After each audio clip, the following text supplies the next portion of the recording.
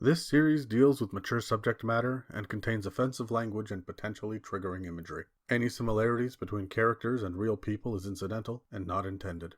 Listener discretion is advised.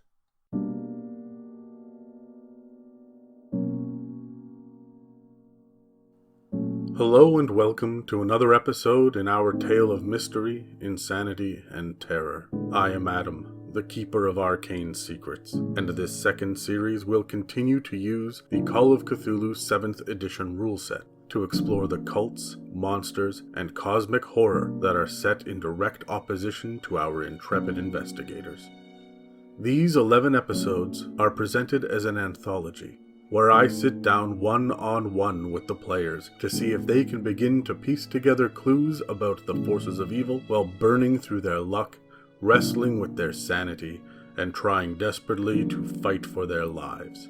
The players are all struggling against extreme violence, encroaching madness, and sinister kidnappings, and if a character does not succeed, the player will not be invited back for the next series.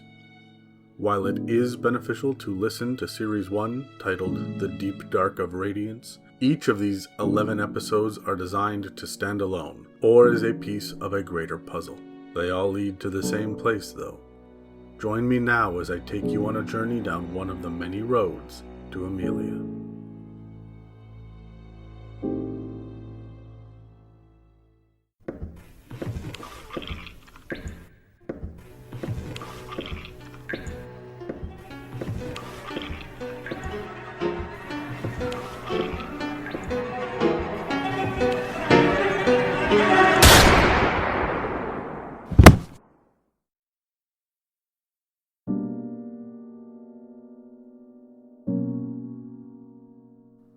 During the Great War, the powers in play began to develop greater reliance upon espionage and spycraft.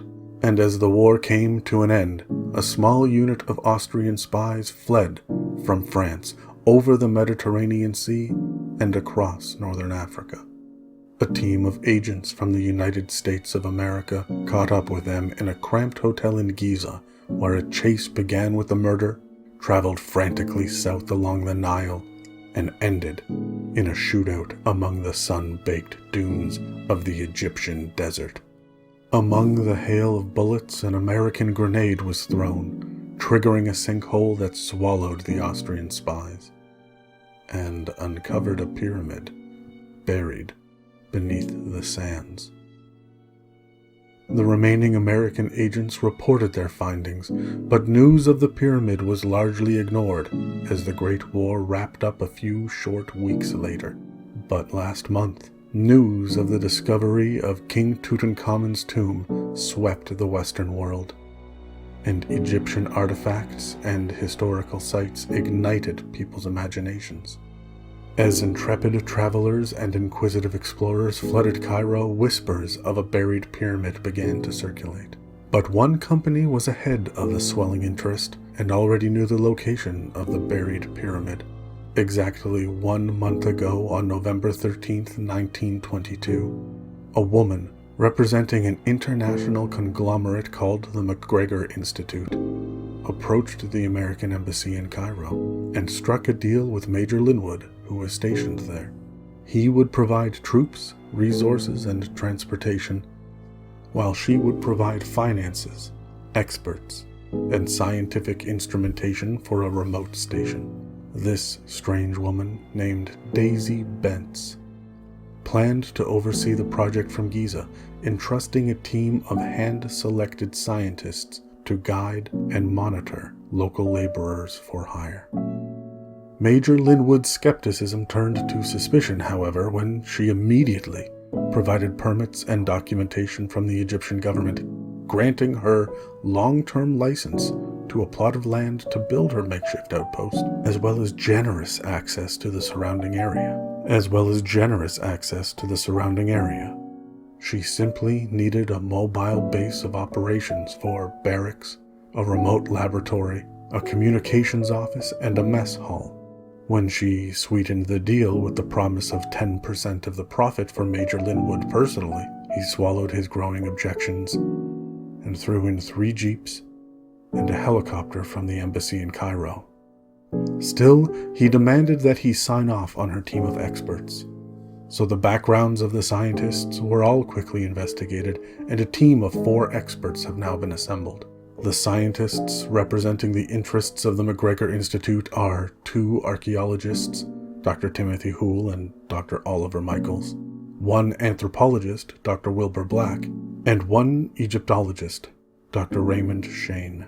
Each of these experts have some military experience from the war, but Major Linwood is no fool. He knows that money often speaks louder than past allegiances, especially in peace times. And now is not a good time to trust a woman named Bence, no matter how good her American accent may be. So the Major insisted on a knowledgeable military liaison on site and submitted a short list of candidates. When Ms. Bence saw Patrick O'Hara's name, she singled him out immediately. Special Agent Patrick O'Hara was classified as a non-combatant during the war, though he often hovered just behind the front lines. His primary function was to acquire and extract historical artifacts and culturally significant pieces of artwork from war-torn locations. He would then steal them away to safety in the hands of the Allies. She was familiar with his signature due to the McGregor Institute having managed to procure many of his rescues over the last few years. His background in anthropology and scientific interests makes him an ideal liaison officer for the scientists, and his respect for unique and priceless antiquities and relics ensures that the sites will not be damaged by military blundering and boorish recklessness. But the deciding factor for Ms. Bence is O'Hara's claustrophobia, which she correctly assumes will keep him from entering the pyramid. And so he was volunteered. You see, the McGregor Institute knows that this pyramid is not like the others scattered throughout the region. Over the last 3 weeks, as the camp has been established, it is becoming increasingly more likely that this pyramid is an ancient ziggurat that might predate the other pyramids by tens of thousands of years. And the strange green quartz and scraps of odd porous iron littered around it seem odd and unlike other resources native to the area. Adding to the mystery is yesterday's discovery of a strange iron obelisk with stone doors buried in a cavern to the south, and it has raised incredible interest. Not a single soul on the mobile base has any idea about the strange origins of these monoliths, and Special Agent O'Hara has noted the new dig site, named the new find Site B, and filled out all the necessary paperwork like a good company man. Meanwhile, the small encampment of excited scientists, homesick military personnel, and superstitious laborers is abuzz with curiosity and an undercurrent of trepidation. The strange, seemingly Neolithic markings among the hieroglyphs that adorn the recovered pottery are usually being catalogued in the laboratory at the outpost, but now they are momentarily forgotten, and the strange minerals temporarily laid aside. Site B is an amazing addition to this expedition, and imaginations are running wild about fame and fortune. But nothing can prepare these poor men for what lies beneath their feet. It is not riches or glory that stirs in the darkened spaces, but horror. No man can unearth truths without getting dirt on his hands, and some dirt is so dark that it stains even souls. These men dream of places in the history books, but all that awaits them are horrifying truths, meaningless deaths, and madness in the sand.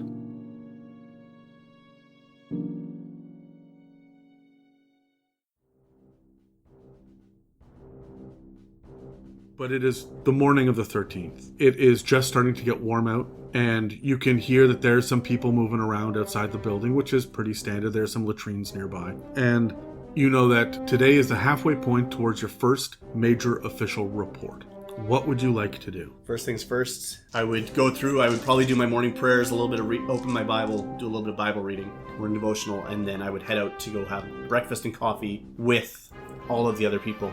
This is kind of a moment before the day starts where we can all kind of connect less formally. I would basically be trying to get down, have breakfast with, build rapport. This is not a how's business time. In fact, I'd forbade any sort of business talk around the tables. The scientists sit off by themselves comparing notes. You can forbid it all you want. This is their passion. They're going to talk about it.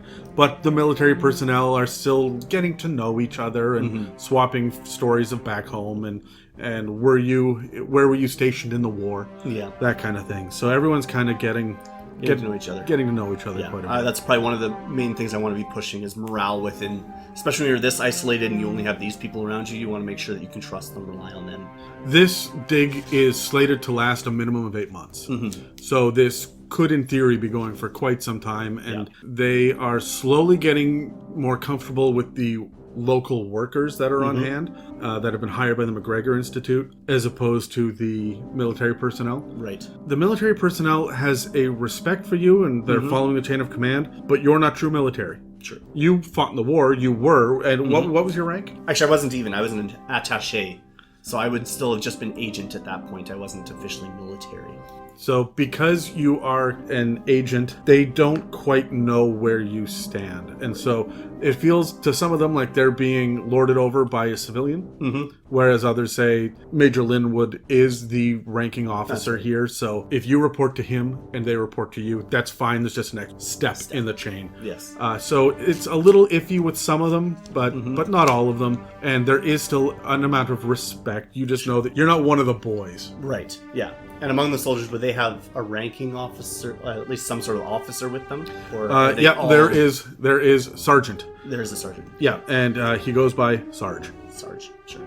To the point where you have now forgotten his last name. Right. It's in the employee records, but everyone goes by Sarge. He's just Sarge. Yeah. There are a couple of corporals around, so they're all enlisted men. There are 2 offices in the military building as well, one for the sergeant and one for the 3 corporals. So there are 8 privates. They've got their section is essentially their footlockers and the common room. Of course, yeah. But there's always 1 corporal and 2 privates that are on shift at the lab at all times, just for guard duty. 1 inside and 2 outside. Right. Okay. However, it's relaxed.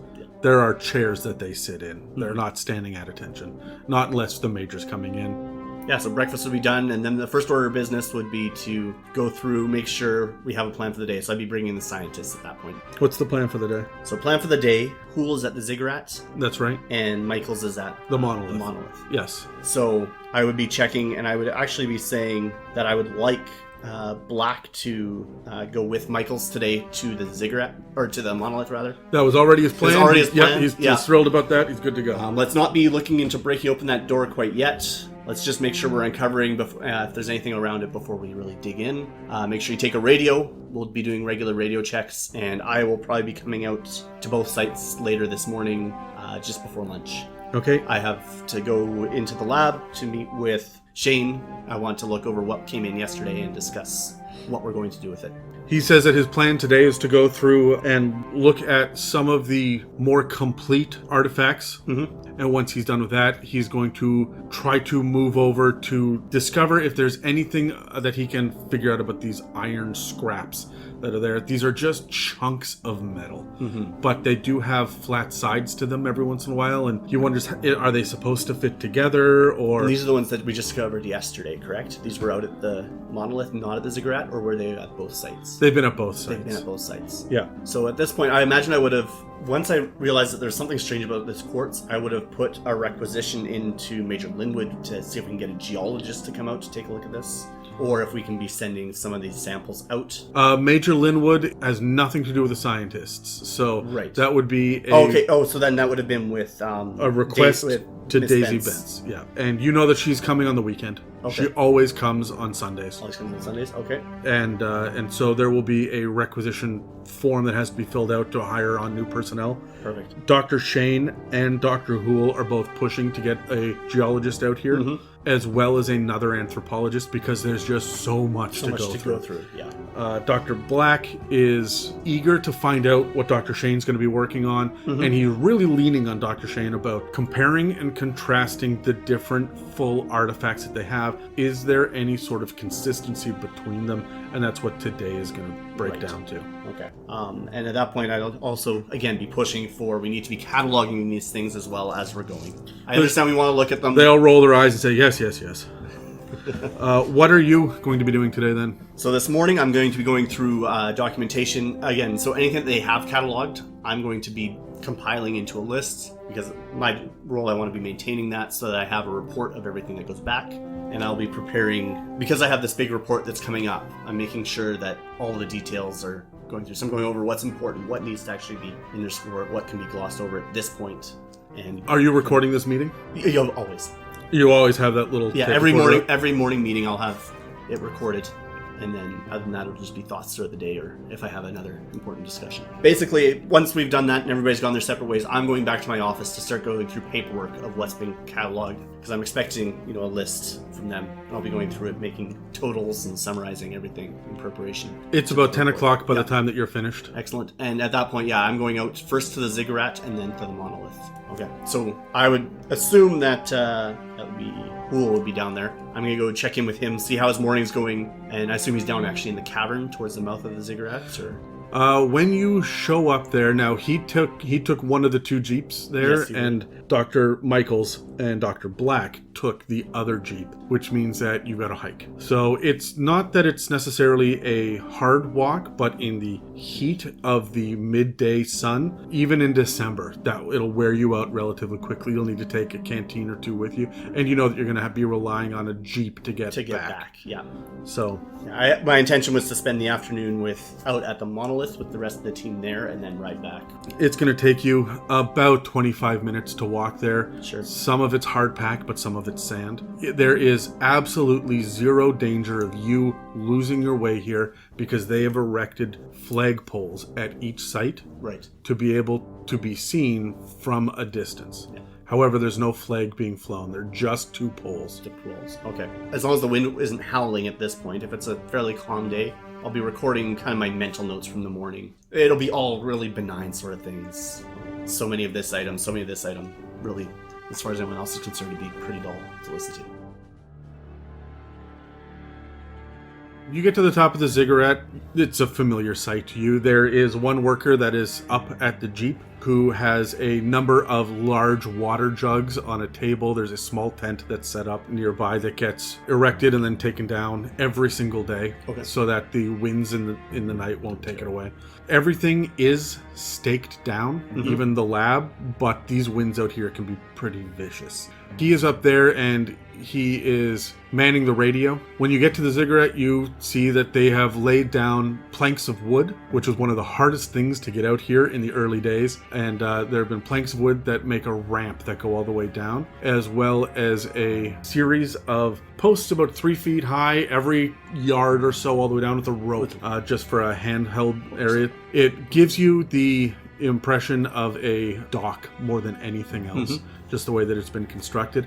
And as you head down into the darkness, you can feel the temperature dropping radically. You can see down there are a number of lanterns that are lit, and that's one of the major things that you have here are lanterns and oil. There are flashlights, but it's for the military use only. There is a single private that is down here, and he's got all of his gear off, and he's sweating through his undershirt as he is currently helping a dig. They're trying to pull a giant boulder out of the way because they have a flash of more of this green quartz. The cavern itself is relatively small. It's only about 150 feet from side to side in the largest measurement. And it's actually quite narrow. Is it like a limestone sort of cavern, or is it? Yes. Yes, it is. And the edges of the ziggurat itself cannot be seen. So you're just down the one side of it. There is an opening into the ziggurat, but none of the workers want to go inside. It's a superstitious thing.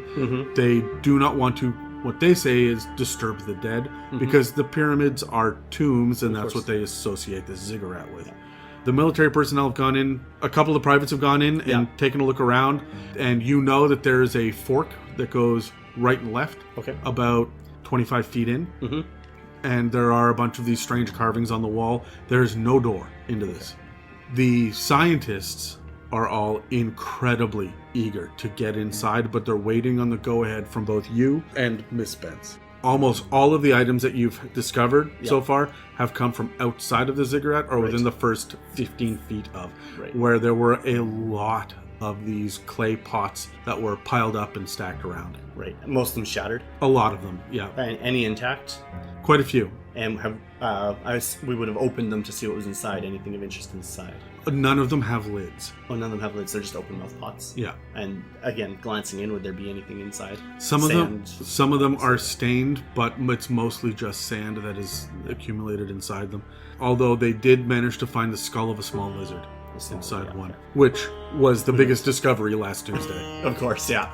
Okay, so checking in. Dr. Hoole is a short, balding, fat man who has his sleeves rolled up. He starts off every day with a suit jacket and a tie and wears it out here onto the dig site, but by the time that he gets out here, he's sweated through it. And he is consistently thirsty, always exhausted and grimy, and he's always got dirt under his fingernails and seems to be absolutely in heaven. Yes. He loves being out here and digging through the dirt, and when he sees you, he adjusts his little spectacles on his face and he smiles at you and he waves you over and he says, O'Hara, over here. We found another large deposit of this green quartz. This one seems to be even more pure than the previous one.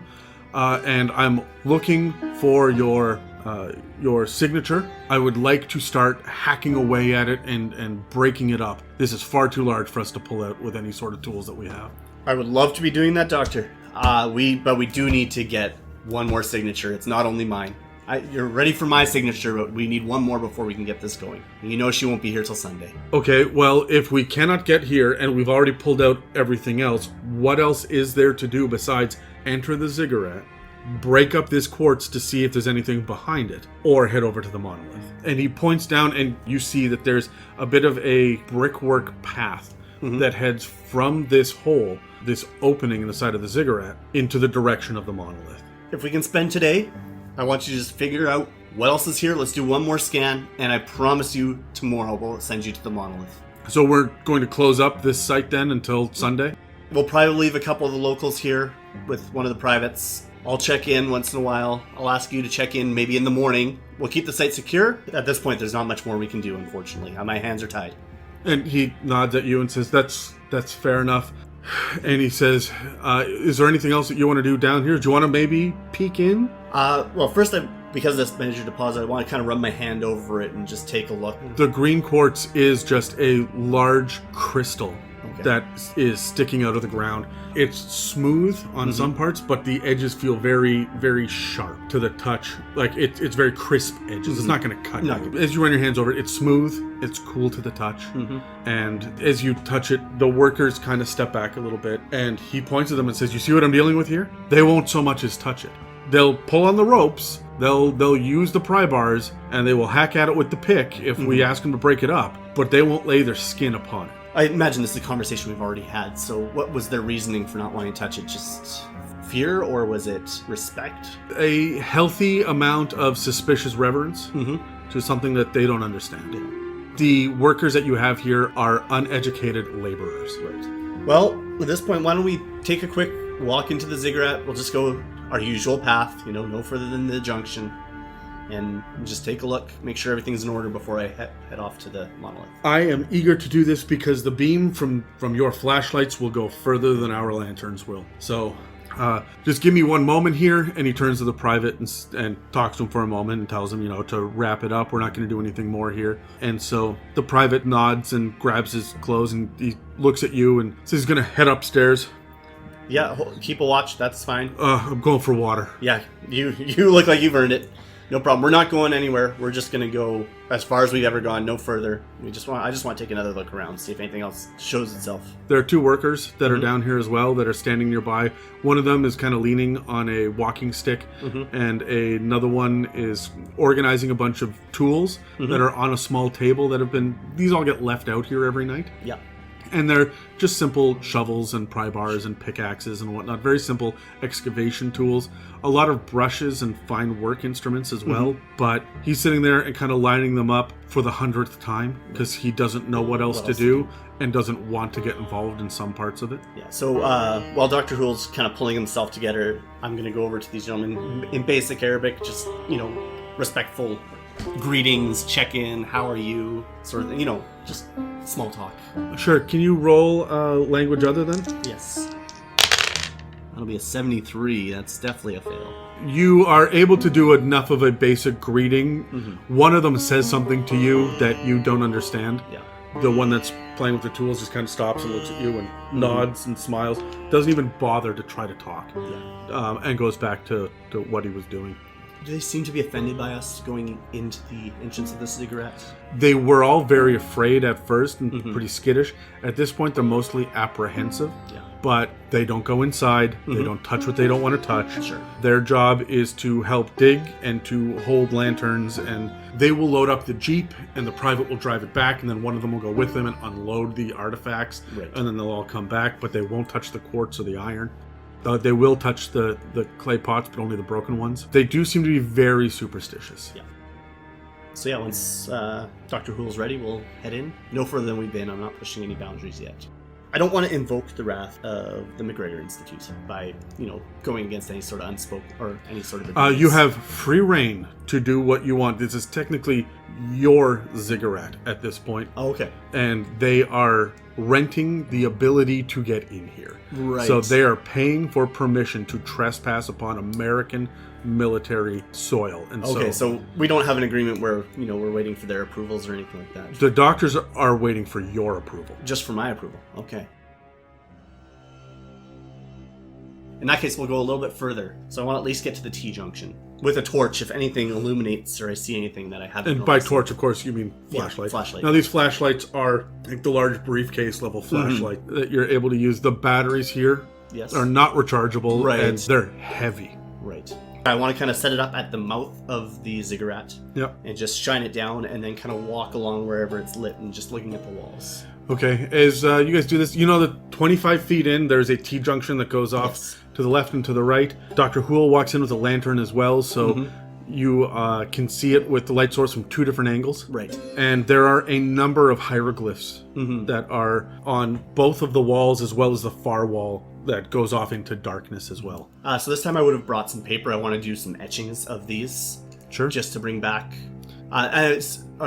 Mostly what I'd be looking for is any that we don't necessarily have a sample of on a piece of pottery. Right? Well, let's roll library use so that you can see whether or not you recognize any of these. Ooh, not good. 92. I will push that roll then. Sure. And that is a 0. That's 100. Sorry, actually. That is 100. That is a critical failure. Yeah. As you are sitting there looking around, you crane your neck up and see that there are hieroglyphics on the ceiling as well. And you end up tripping. And you feel a crunch underneath your foot. And there is a piece of pottery that was buried in a little pile of sand that you have just stepped on and destroyed. And Dr. Hool goes, "Oh!" I would do the same thing. I am not happy about this. And he runs over and picks it up, and it is just shattered. And he is going to pull out a small bag and slowly put as many pieces as he can in it. He's going to look at you and go, "So we're going to watch our step from now on." I just kind of put a hand to my face. I said, "I can't believe that. I'm so sorry." It's okay. We all make mistakes, and you are not used to being out here on site, so... And you can tell he's trying to calm himself, and he's very upset by this. This has distracted you from being able to see. Of course, yeah. So, if you're going to take etchings, which etchings are you going to take? So at this point, with not seeing anything new, I'm just going to take a couple of them, of just ones on Just the at walls. random? Just at random. Okay, let's roll a luck to see which ones that you're able to take. 61. Okay, and your luck? My luck is 70. 70, okay.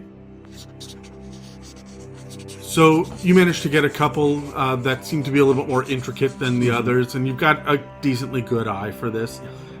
You know what you have definitely seen and what you haven't seen is a question mark. So you don't know what you don't know at this point? Yeah, it's all still fairly new, so everything is Once you've taken a couple of etchings, Dr. Hool says, okay, so are we going further in then? I'd like to use the flashlight to... Absolutely. Let's get to the junction. We'll shine the flashlight down each way, and then maybe we'll take a couple steps in, take a little bit of a look. Without more support, I don't want to go too far. But let's at least take a look around, and then we'll come back. And at least we'll be able to formulate a plan going forward. Okay. He nods and says, which way do you want to go first? Left. Okay. You shine the light left. Give me a spot hidden. Okay, so I need to get a 50. I rolled a 94, so that is definitely a failure. As you peer down here, you see that there are definitely some objects along the ground lining the hallway. Further down, these are going to be what look like more of these small clay pots and whatnot that go a little bit further in. But other than that, you can't see much of anything. It looks like this corridor goes right off into the darkness beyond the limit of your flashlight. So I'd probably take 4 or 5 steps down in that as part of that process to look for more, but I wouldn't be going too far down that hallway. Once I'm satisfied that I've kind of seen what I've seen and there's nothing necessarily of note, I'd say, well, let's try the right. Maybe there's something down that way. Okay, there are a couple of footsteps in each direction, just like footprints in the sand in each direction, so you know how far you've gone before, or how far other people have gone before, so you're able to stop relatively in the same place that they've stopped. And as you get down and peer in to the darkness a little bit further, you see that sure enough it is just more clay pots, but they seem to be painted. There may be something different down here. Do I see a back wall? No. Or any turns? It's just a long corridor that I don't see an end to? That's right. Okay. I said, well, before, there might be some pots down there. We'll take a look, but let's just take a look to the right. There might be something more. There's some pots. Everything looks the same. Maybe some paint on them. We can go down that way in a minute, but I'd like to look the other way first. To look down the right and give me another spot hidden? Another spot hidden. So for this, again, I need a 50, less than a 50, and I have a 7. So that's an extreme success. As you shine the light down here, you hear Dr. Hool gasp and swear, cursing under his breath for a moment. And that's when you see 2 green eyes peering out of the darkness at you. I'd like you to roll sanity. All right. So my sanity is 65, and that's a 9. Which is an extreme success again. You know immediately that this is a statue. And the statue seems to be of a... that is painted entirely in black. With a large... wide mouth, seems to be screaming. The look on his face is one of rage, and in his eyes are 2 green gems. Are you seeing the statue, Hool? Yes, that is what his cursing was about, and he nearly had a heart attack. It scared the crap out of him. He was you all right there, Hool? You need a minute to catch your breath? Oh, no, I will. That's quite the face on that thing. Oh, my goodness. Yes, let's go. We've never seen anything like this. We should, when we get back, we should get one of the cameras and bring it out. Oh, I 100% intend to. This is fascinating. You think you have enough metal to, you want to go take a look with me? Absolutely. I want to see what's in those eyes. With some knowledge of the area, I'm going to be I should be watching for traps, like any sort of tripwire or anything like that. Okay. I think that's kind of fair to be expected in a place where we're not familiar. You're watching their step for anything unstable anyways, but you're also watching for anything that looks like maybe a trip or a... You know that the Egyptian pyramids have traps all the way through them. So this thing is about 15 yards away, this statue is. Okay. Probably only get within 5-10 yards of it. Probably 10 yards of it is how close I want to get. Close enough to be able to kind of look at distinguishing marks. Okay. I'm not going to come up and touch it quite yet. I just want to, suss out what I'm looking at. You creep forward about 5 yards, and you see that there are hieroglyphics that are along the walls as well. Again, nearly impossible to determine if you have seen these before on some of the broken pots and whatnot. But there doesn't seem to be any items along the ground here. Yeah. It does seem to be clear. There's quite a bit of sand on the ground. And the feet of this statue actually seem to be buried in sand as well. So the sand gets relatively deep, 6 or 8 inches it looks. And as you shine the flashlight, you can see that there is an opening. The corridor continues on behind this. Right. Okay. Well, at this point, I've seen what I want to see for now. We're going to need some people to dig this out. We're going to need to clear this out and I want to find out what this thing is before we mess with it. I don't know. What do you think? He says, well, our job is to get these things and mess with them, so... Yeah, but I don't think the 2 of us are going to be able to pull this out. We're going to need the locals, and if they're not on board with coming in, we're going to need to find some other muscle. Is there any chance that we can get some of the soldiers out here to help us drag this out? We could certainly try and see if we can get some out this afternoon. I think this is worth investigating. He nods. Do you want to take a look at it any closer? Do you want to maybe... Oh, absolutely. I want to know what it's made of. And it seems to be made of some sort of black material. There was no mention up until this point of there being any paint anywhere on these dig sites. However, now that you've seen it down the other side, it makes sense that this could be some black amount paint, or it might be something else. It could be something on this. Yeah. He does point out that he wants to be able to see what's in this thing's hands. It has one hand reached forward as if trying to grasp at something. And he says, perhaps a weapon fits in that hand or an artifact of some sort, but the other hand seems to be a nearly closed fist. Well, I kind of want to shine the flashlight around, just make sure there's nothing behind there. No more eyes glinting at us or something like that. I say, well, why don't we take a look? Can you please roll we're going to call this a climb. A climb. So for that, I've got a 20 in climb. That's the base stat, so chances here are 13. That is a success. You can feel that the ground underneath your feet is shifting.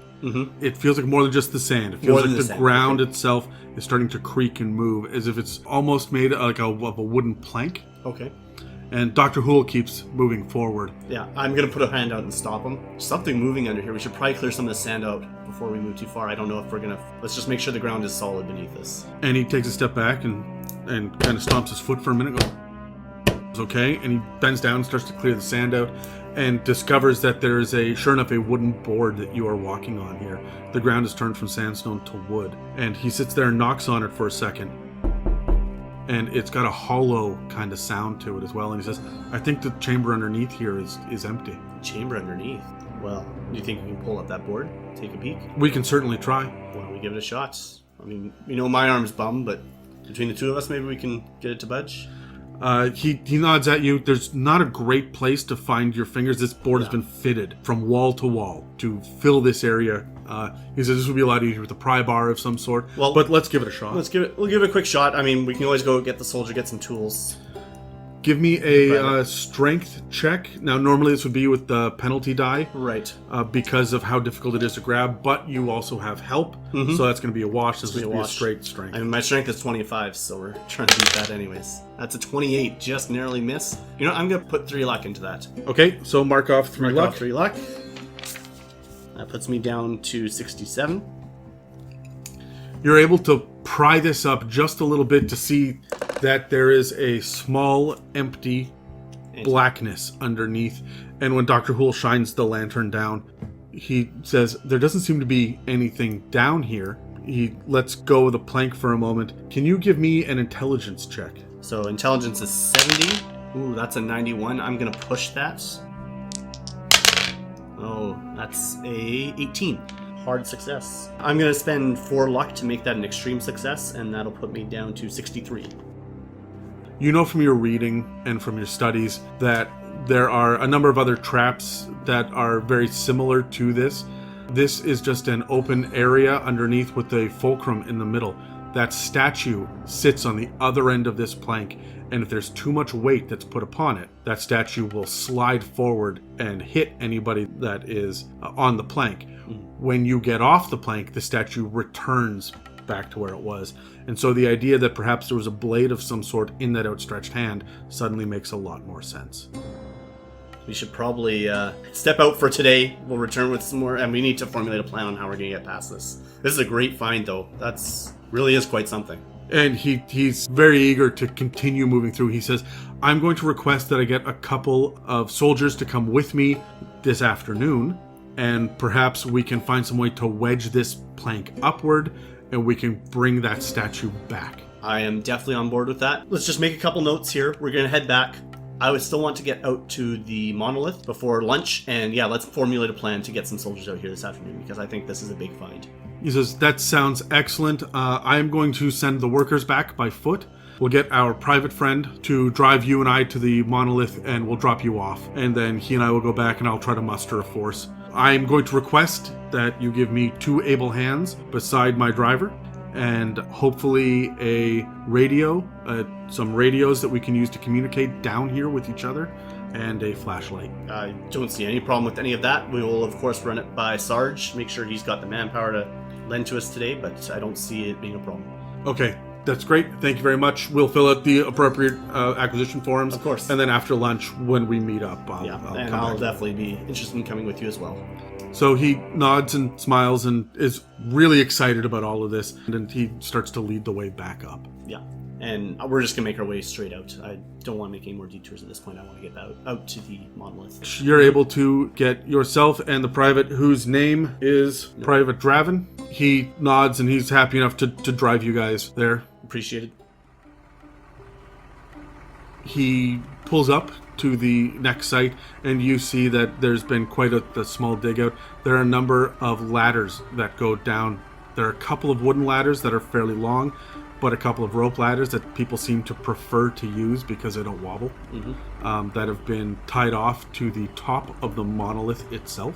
The soldiers and the scientists seem to be using those ones. However, the workers will take the wooden ones that go down the sand. They don't want to touch the monolith at all.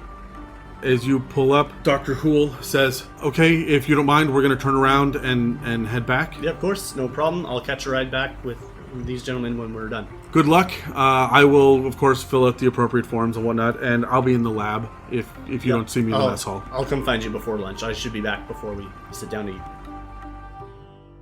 At the monolith are Dr. Black and Dr. Michaels, as well as 2 privates and a single worker. This laborer has some very broken English, and you recognize him as being one of the ones that you can speak with on a regular basis. Right. His name is Saeed. And Saeed waves and smiles at you, friendly enough.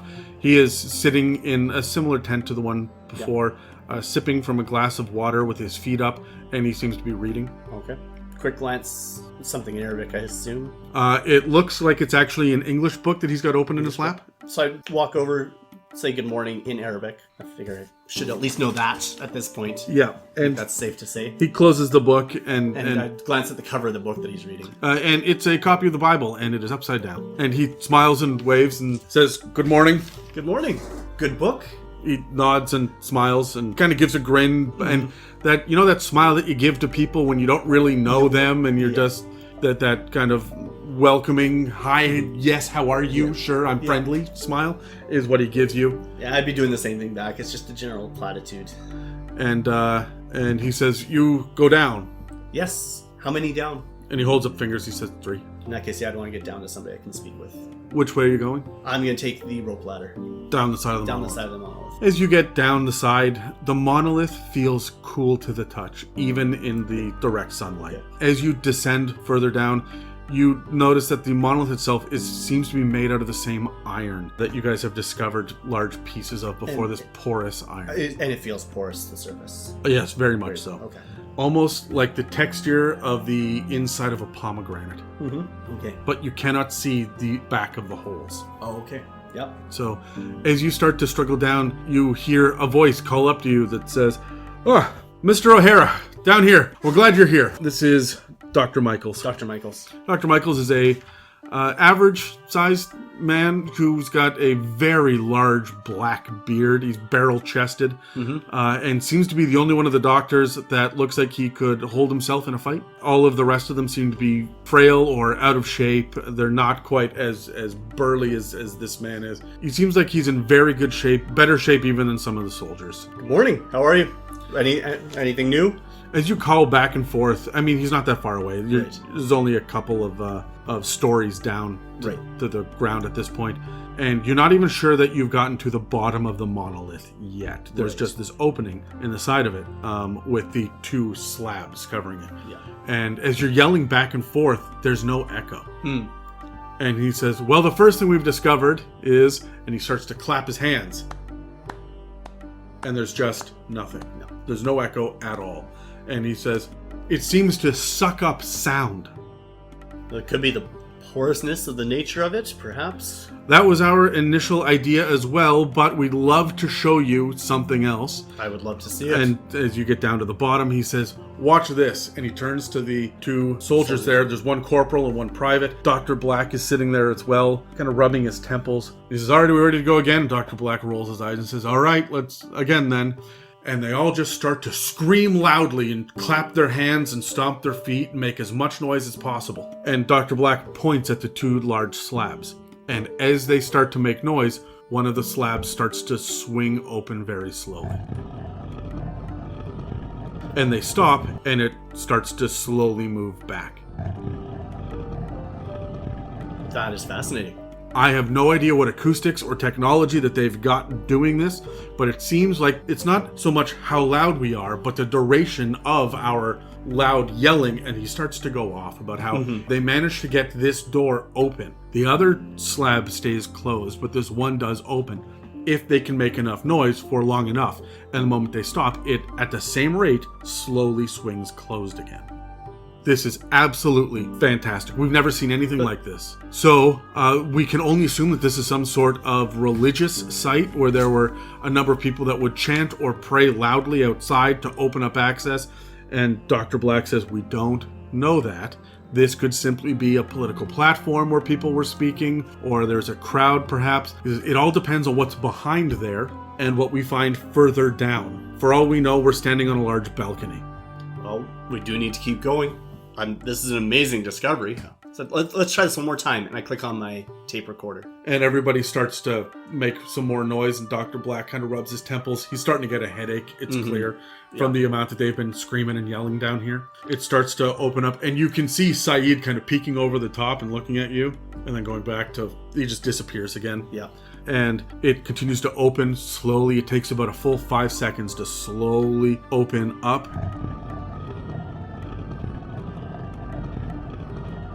And reveal a dark passageway behind it. As soon as the door is fully open and it stops moving, I'm going to click the recorder. And basically the intention of that is I want to be able to test it later back, and I want to see how long it actually takes to open and close. So when they stop shouting again, I'm just going to let it close, and I'm going to be checking my stopwatch this time.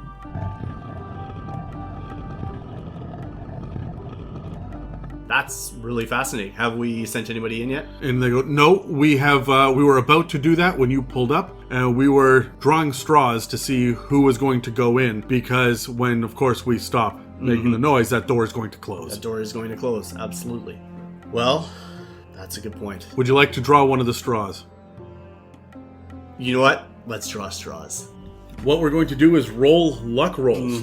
All right, so we are going to be comparing successes versus failures. Yep. Over and over again. People with failures will stay in. Right. And we'll just do round after round until there's one person left. Let's say before we draw straws, I'm not going to make any man go in there against his will. If there's anyone who just is directly opposed, speak up now. And the corporal kind of looks back and forth and says, I am not crazy about going in there. What I'm going to do is, I've got the loudest voice and I will stay out here because I can make the most noise to open it back up. We don't know if yelling from the inside is going to be able to open it. Yeah, no, that's totally fair. So let's draw straws. Just to be clear, if you go in, I'm not sending you in totally empty-handed. I want you to bring the flashlight in with you so we can illuminate inside. In fact, before we even send anybody in, I want to open it, put the flashlight there, see if we can look in, pull it out, let the door close, and then we'll make a plan. Sure. Let's do that one more time. Everybody starts yelling and screaming, and it opens up again.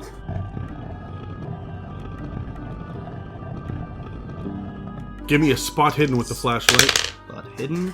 That would be a 17. For spot hidden, I need a 50, so that is a hard success. I'm not going to put any luck into that. It's a little bit too much to... You peer in and see that the passageway is really shallow. It only goes in about 6 feet, and then a pit opens up inside. But on the pit itself is relatively narrow, and the opening itself seems to have footholds and handholds going down with sort of a makeshift ladder constructed right into the edge, the far edge of this. So you'd be able to step across onto these little footholds and then climb down into the darkness. There are no markings anywhere inside, and everything in here seems to be made of this porous iron.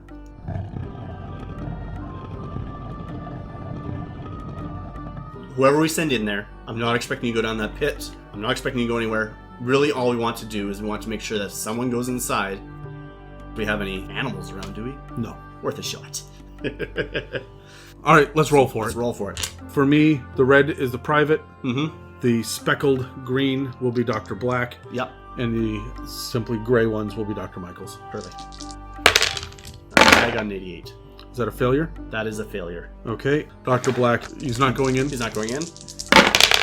A 39 is a success for me. A 45 and a 34. The 45 is the private, so the private's going in. All right, private's going in. You guys draw straws, and the private pulls the short straw. Private, again, I need to be sure that you're comfortable doing this. I mean, I'm as comfortable as you're going to be. I'm not going to make you do this against your will. If you tell me now you refuse to go in. He rolls his eyes and says, "It's a door. I've been in a closet before. It's not an issue." And he takes a deep breath and picks up the flashlight. I said, all right, here we go. Everybody starts yelling and making noise, and even he's doing it as well, and the door starts to open.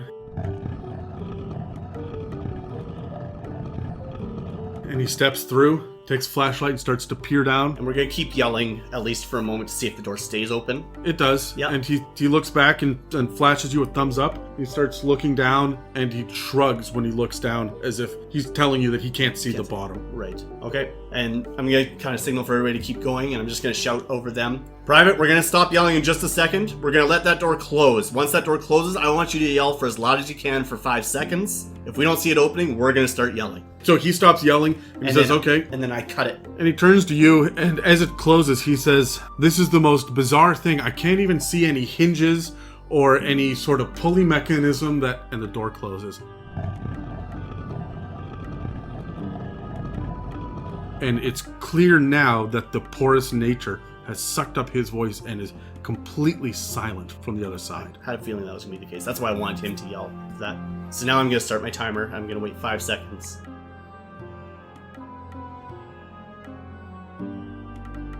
Just door doesn't open?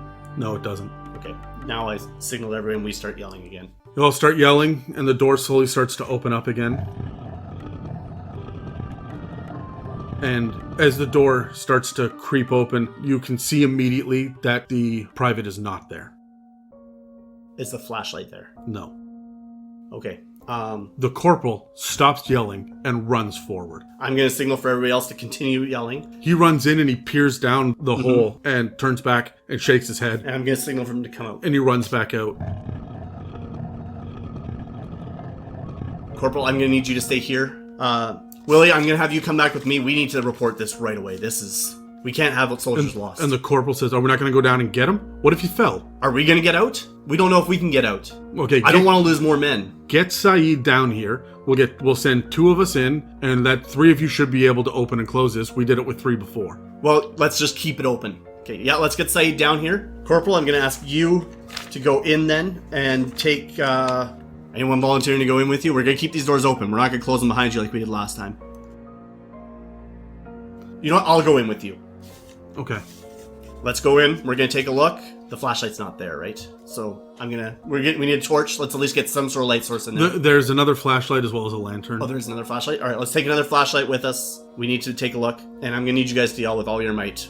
And under no circumstances, if that door starts closing, Corporal, we run. They call up for Saeed, and he peeks his head over the top, and they wave him down, which is unusual. There's supposed to be someone up at the tent at all times. Yeah. But he does start to This is a special circumstance, Yeah. And after explaining for a moment that we just need everyone to yell, Dr. Black says all this, and Saeed nods, a little confused. He's been listening to them yelling all day, but he starts to yell, and when he sees the door starts to creep open, he stops and steps back from it, and his eyes go wide. And I'm going to ask Michaels, you need to explain to them that we lost a soldier in there. We just need to look. Just yell. It's safe out here. We aren't going to make him go in, but we need his help. The 2 of them go back and forth with a brief conversation, and Dr. Michael says he wants to know how we know it's safe with the door open. Tell them we're not going to keep it open long. We just need long enough to take a look and find our private. He nods and he steps back as far away as he can, his back foot against the base of one of these wooden ladders, and nods and he motions that he will do this, but he also says something to Dr. Michaels, and Dr. Michaels translates and says, he says that the first sign of something strange happening, he's out of here. Understand. We're not going to do this for long. We just need to take a look. Dr. Black and Dr. Michaels both get close and drink from their canteens for a moment. And they nod, say, "Okay, when you're ready." Yeah. I look at the corporal. You ready? And he says, "I am." All right. And he grabs the lantern. And I assume he's got a rifle with him. No, he doesn't. He has a service pistol. Just a service pistol? Okay. As long as he's got it on his person. We're going in and out quick. We're going to take a quick look for him. We can't risk going too far into this thing. We just don't know what it is. I don't want to lose too many men. Everybody yell. And everybody starts yelling.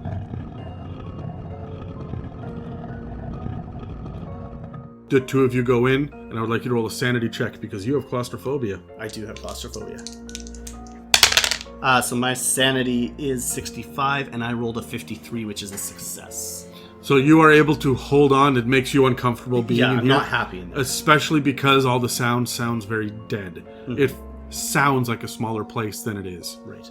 And they continue to yell, and the corporal steps forward, and he's going to motion at you to shine the flashlight down. Yeah. Okay, so we're shining it in kind of everywhere. All over and then down, if we don't see anything. There's nothing on any of the walls. It seems to be blank. There's nothing carved into it. And when you go to shine it down, you see that there are just these hand footholds that go all the way down. Mm-hmm. And they seem to go down about 100 feet before they disappear into the darkness. Okay. I look at him and say, what do you want to do? We got to make the decision quick. And he says, if he could be at the bottom there with the broken flashlight and a broken leg. And he calls out, but he can't hear anything with them chanting. You'll need to roll a listen check if you want to try to hear anything. I do want to do that. So my listen... This is going to be with a penalty die. So my listen is a 60. The highest... Oh, the 2. Two extreme successes, yeah. You roll double zeros Double on both. zeros and a 2. Yeah. You hear thumping from somewhere further down below. I look at him and I say, there is something down there. It's a thumping. It is so distant and far away down there that you can barely hear it. Right. Well, Corporal, I don't feel comfortable making a risk of sending somebody down there we don't know how deep this thing goes. Let's duck outside. Let's have that discussion. And he looks at you and he says, you shine the flashlight down and I will climb down and get him. You climb down as soon as you lose eye contact with me, you need to come back up. I'm not letting you go any further than that. Do you understand? Is that fair? As long as I can see you. Yes, as long as you can see me, that's fine. I He said, nods. but first let's step out and give the guys a chance to catch their breath.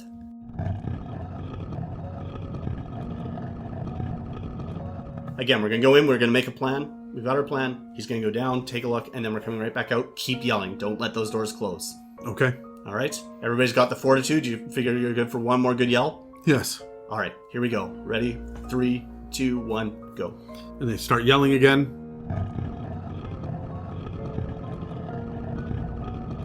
And you guys step in, and the corporal just runs, knowing the time is of the essence, and leaps across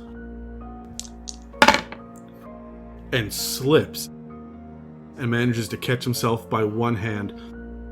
These are relatively well-made hand and footholds. They seem to have a little bit of a lip, so you're able to grab right into it. Right. So he grabs on with one hand and swings for a moment and looks back at you with these large eyes that say, holy shit. And he takes a deep breath and starts to climb down as quickly as he can. He looks up at you and then continues to go down further beyond where the flashlight is. And you know that he can see you even though you can't see him. I'm going to give him about 30 seconds, and I'm going to shout down and just see. I've lost you. You need to come back. Listen, I guess, to see if he shouts back. Yep. This will be with the penalty die. Penalty die. So that higher is the 82. Again, for listen, I need a 60, so that would be a failure. You can't hear over the fact that they're still chanting. Right. So if they stop chanting, you may be able to hear a response. Okay. You'd get to roll without the penalty die. So I'm going to yell out and say, I need you to stop, but before that door fully closes, I need you to start again. Is that clear? They nod, yeah. Yeah. All right. Stop. And they stop. That is a 94. I'm going to push that roll. Ooh, a 95. As you are sitting there trying to listen, it sounds like maybe you hear, it's hard to tell.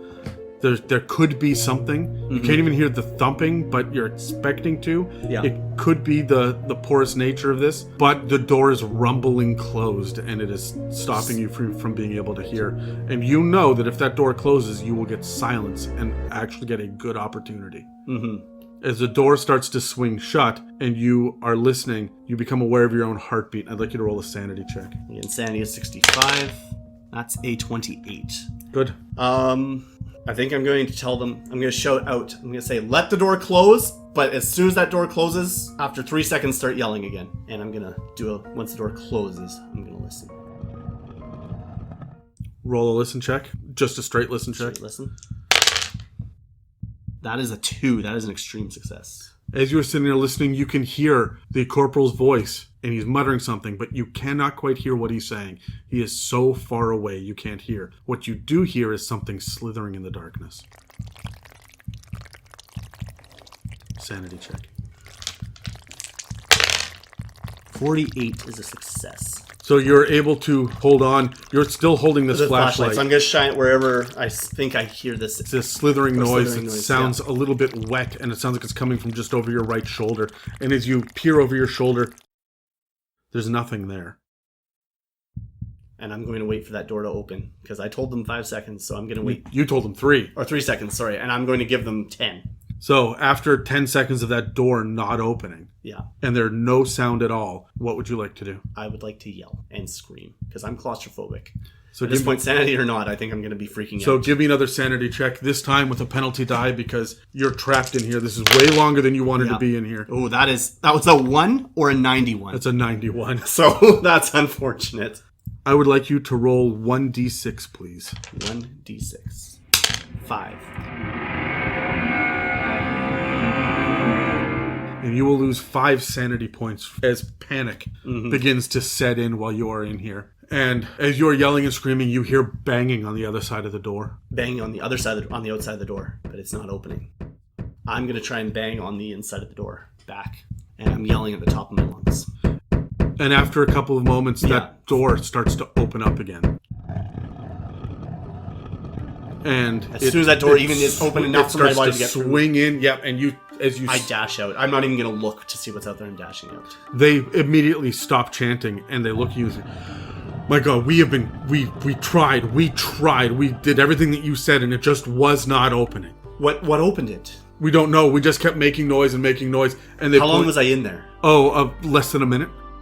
You do see Saeed halfway up the ladder stop, and Dr. Black is sweating. Willie is just freaking out. He goes, Where are they? Where is he? They went down. The door is now closed again behind you. You saw the opening. They went down, and they just kept going down and down and down. I don't know. We need to find some way to prop this door open. And I don't know if we have what we need here now. We need support. Can we, let's get somebody on the radio. We need support out here right now. We should have done this before. I don't know what I was thinking. And Dr. Michaels starts clambering up the ladder behind Saeed, the two of them running up as quickly as possible. And Willie looks at you and says, we have 2 men down there. I know he has a flashlight and a lantern, but that's 1/6 of our flashlights are down there. The corporal, I asked him to go down and come back to me, and he did not come back. There's something in there that's strange. He should not have kept going. I don't know what's happening in there. We need support. We need more voices to yell because we need to keep that door open. And he says, okay, I'm going to stay here and listen. We could feel you banging on the door, but we couldn't hear you. I'm going to stay here in case they come back. Take the Jeep, go back and get whoever you can. And then he stops and he realizes that you're the one in charge here. Yeah. And he's used to barking orders, but he stops and kind of gives you an apologetic little smile and says, no need to apologize. This is stressful. It was my plan anyways. I'm going to go. You stay here. I'm going to leave Saeed with you up top. Actually, I'm going to leave both of you here. I'm just going to go back by myself. I need as many people here as I can. I can get the drive back myself. That's fine. And he says, I'm just going to sit here with my hand against the door. That's all I can ask you to do. Shout if you want to. It doesn't seem to help, but we can try. I will be back as soon as I can with as many men as I can. And I get in that Jeep and I go. Are you speeding your way back? Yes. Give me a drive auto. Drive auto is not great, 40%. And that is a 46. I am going to spend 6 luck, bringing me down to 57 to have a success. You manage to speed, and there are a couple of sand drifts that have kind of come across the hard pack. That's standard. And instead of you weaving around them, you blow right through them without fishtailing. And you manage to get right into the base quickly. They can see you speeding up, kicking up quite a bit of dust, moving faster than is normally necessary. And so a couple of the soldiers, the guards at the lab, walk up. Which building are you going to? I am first going to go to... I'm going to find Sarge. That's who I'm looking for. He'll be probably in the military. In the barracks building. He is there. He's sitting there going over a duty roster. And I make sure the door is closed behind me as I go in. I said, Sarge, I need your full attention. Yeah, what do you need? We have a corporal and a private missing. What do you mean missing? We were out at the monolith and the door opened. The private volunteered to go in just to take a look, and the door closed behind him. By the time we could get it open, he'd disappeared. The corporal insisted on going after him. I agreed. I went in with the corporal. We took a look. We could not find him. The corporal wanted to take a little further look, and he disappeared. I could not find him. We cannot get them back. We've been trying everything. We need men. And he nods and says, we'll take both jeeps out immediately.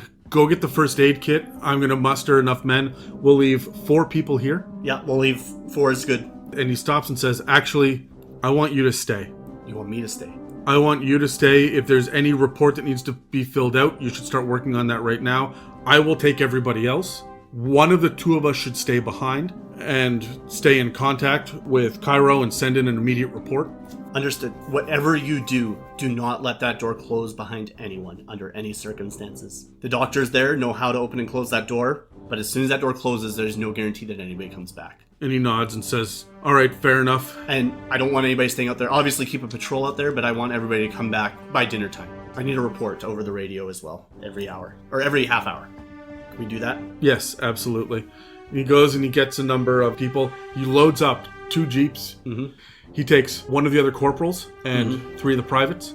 He also takes about a half dozen workers as well in the 2 jeeps, and they all head out. But he stops and grabs a number of flares out of lockup and arms his soldiers with rifles as well. And he looks at you and says, I'm taking 3 of the flashlights. Absolutely. Take whatever you need. I can't have men lost on my watch. Says, I will try to keep it all in order so that we can write up the appropriate requisition forms when I get back. But there's no time. He's just kind of babbling and he's grabbing things and off he goes, leaving you alone at the base with 1 corporal, 3 privates, and of course your helicopter pilot. Yes. Dr. Hoole and Dr. Shane, and a number of some dozen and a half workers as well. Sure. So first thing I'm going to be doing is going over to talk to Shane Hale. And Dr. Hoole looks at you and says, what's going on? I don't think you believe me if I told you. And Dr. Shane walks over and he says, well, do you want to go first or should I? I kind of look at him sideways and say, oh, I've made some progress with some of this here. I'm going to take a moment to collect myself. You go first. He goes, okay, so I've been dealing with a lot of the pottery and I found that there's a lot of the same hieroglyphics in the area here.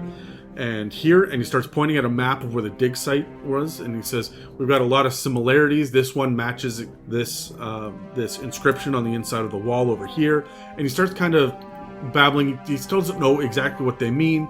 This hieroglyphic is a derivative of we think this word, and it's starting to go into some of the translations of it. And he stops and says, I also have discovered that I think that these have all been carved by the same tools, just based on the width of some of the etchings as well. So it's almost as if one set of tools have been passed around among all of the different clay pots, and I would love to be able to investigate exactly what's on the walls of the ziggurat as well to see if that matches. That was my original plan, but we're going to have to put that on hold a little bit longer. We've lost a private and a corporal to the monolith. What do you mean lost? When they get the story from you and they find out what you're going to do, they turn to you and say, so do you have to be in your office at the radio then? Or are you staying here? Yes, I need to be there. I'll go back to my office with the radio, and at the same time I'm also going to start forming a telegram. The telegram is the only form of communication to Major Linwood, correct? Aside from sending a message or... That's right. So I will say, trouble at Site B, corporal and private temporarily MIA, will provide update as soon as possible. Please advise. There is a slight pause, and then you receive a message back that says, acknowledged, keep apprised. I assume it's been at least half an hour. The first message comes back that tells you there's nothing to report. The second one comes back that says they've sent a team in. Door left open. They have a number of people outside. Enough people to chanting. continue yelling to keep it continuous? Yeah. Have they gone down the hole or just into the... You ask, and it sounds like they've sent a couple of privates with Sarge down into the hole. Okay. I said, I need an update as soon as they come up. If I don't hear anything in half an hour, I will be out there myself. There's another update that says they're still down there. There's someone that is at the mouth of the hole that is down there with the radio that is relaying. It says he can hear them. They've reached the bottom. There's no sign of the missing men. Another half hour later, another report comes in that says they've explored further in. Okay, tell them at this point, if they haven't found anybody, tell them to come back. We need another plan. We don't know if we're going to find these. We can't lose anyone else. They're going to ask you to repeat. They're looking for confirmation. Confirmed, yes. Please call everyone out of that hole. We need to regroup. We can't lose any more men. Understood? Understood. All right, update when they've reached the top. Another half hour goes by and there's no message that comes in. I message out. And there's no response. No response at all. No. So they took both jeeps, though, didn't they? They did. Again, I would have called out, is anybody's there, come back. There's no No response. response. So I'm going to take a couple of workers and have them come walk out with me, because I've got Shane there. I'm going to say to Shane, I need to go out and investigate. I'm not getting anything back on the radio.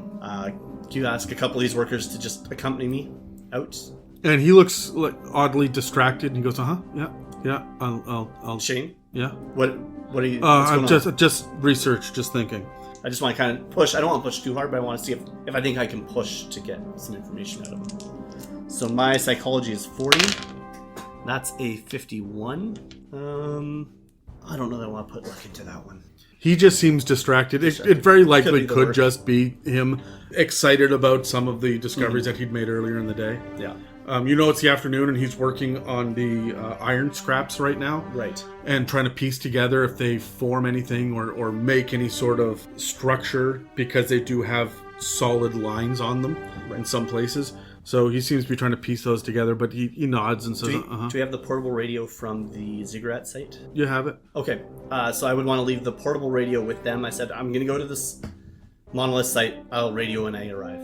Are you taking anything specific with you? Just a couple of the workers. I'm going to leave... Actually, I'll probably take one of the privates with me. Okay. That'll leave a corporal and 2 privates. Yep. I'll, of course, arm the private with Yep. a rifle. I'm not going to take one myself. Okay, the base itself seems to be relatively empty. As you head out, you've left behind Dr. Shane and Dr. Hoole, as well as about a dozen or so workers that are back there. And of course, a corporal, 2 privates, Captain Davies. Yes. And there are no vehicles. There's a helicopter. And you start to head out. At a hurried pace. I mean, we're not running, but we're marching at a swift pace. As you start to get closer, you see that there's a cloud that is being kicked up. Okay, assuming it's a jeep, I'm going to be waving at it, trying to get its attention as it gets closer.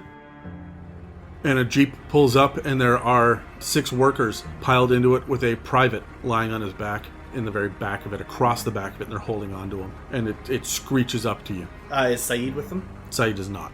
Is he conscious? Is he bleeding? Is he...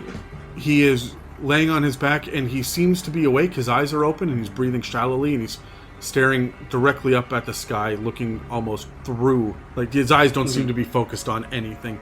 Right. And he just kind of looks up, and he's breathing very shallowly. I recognize the private. I'll try and call out his name.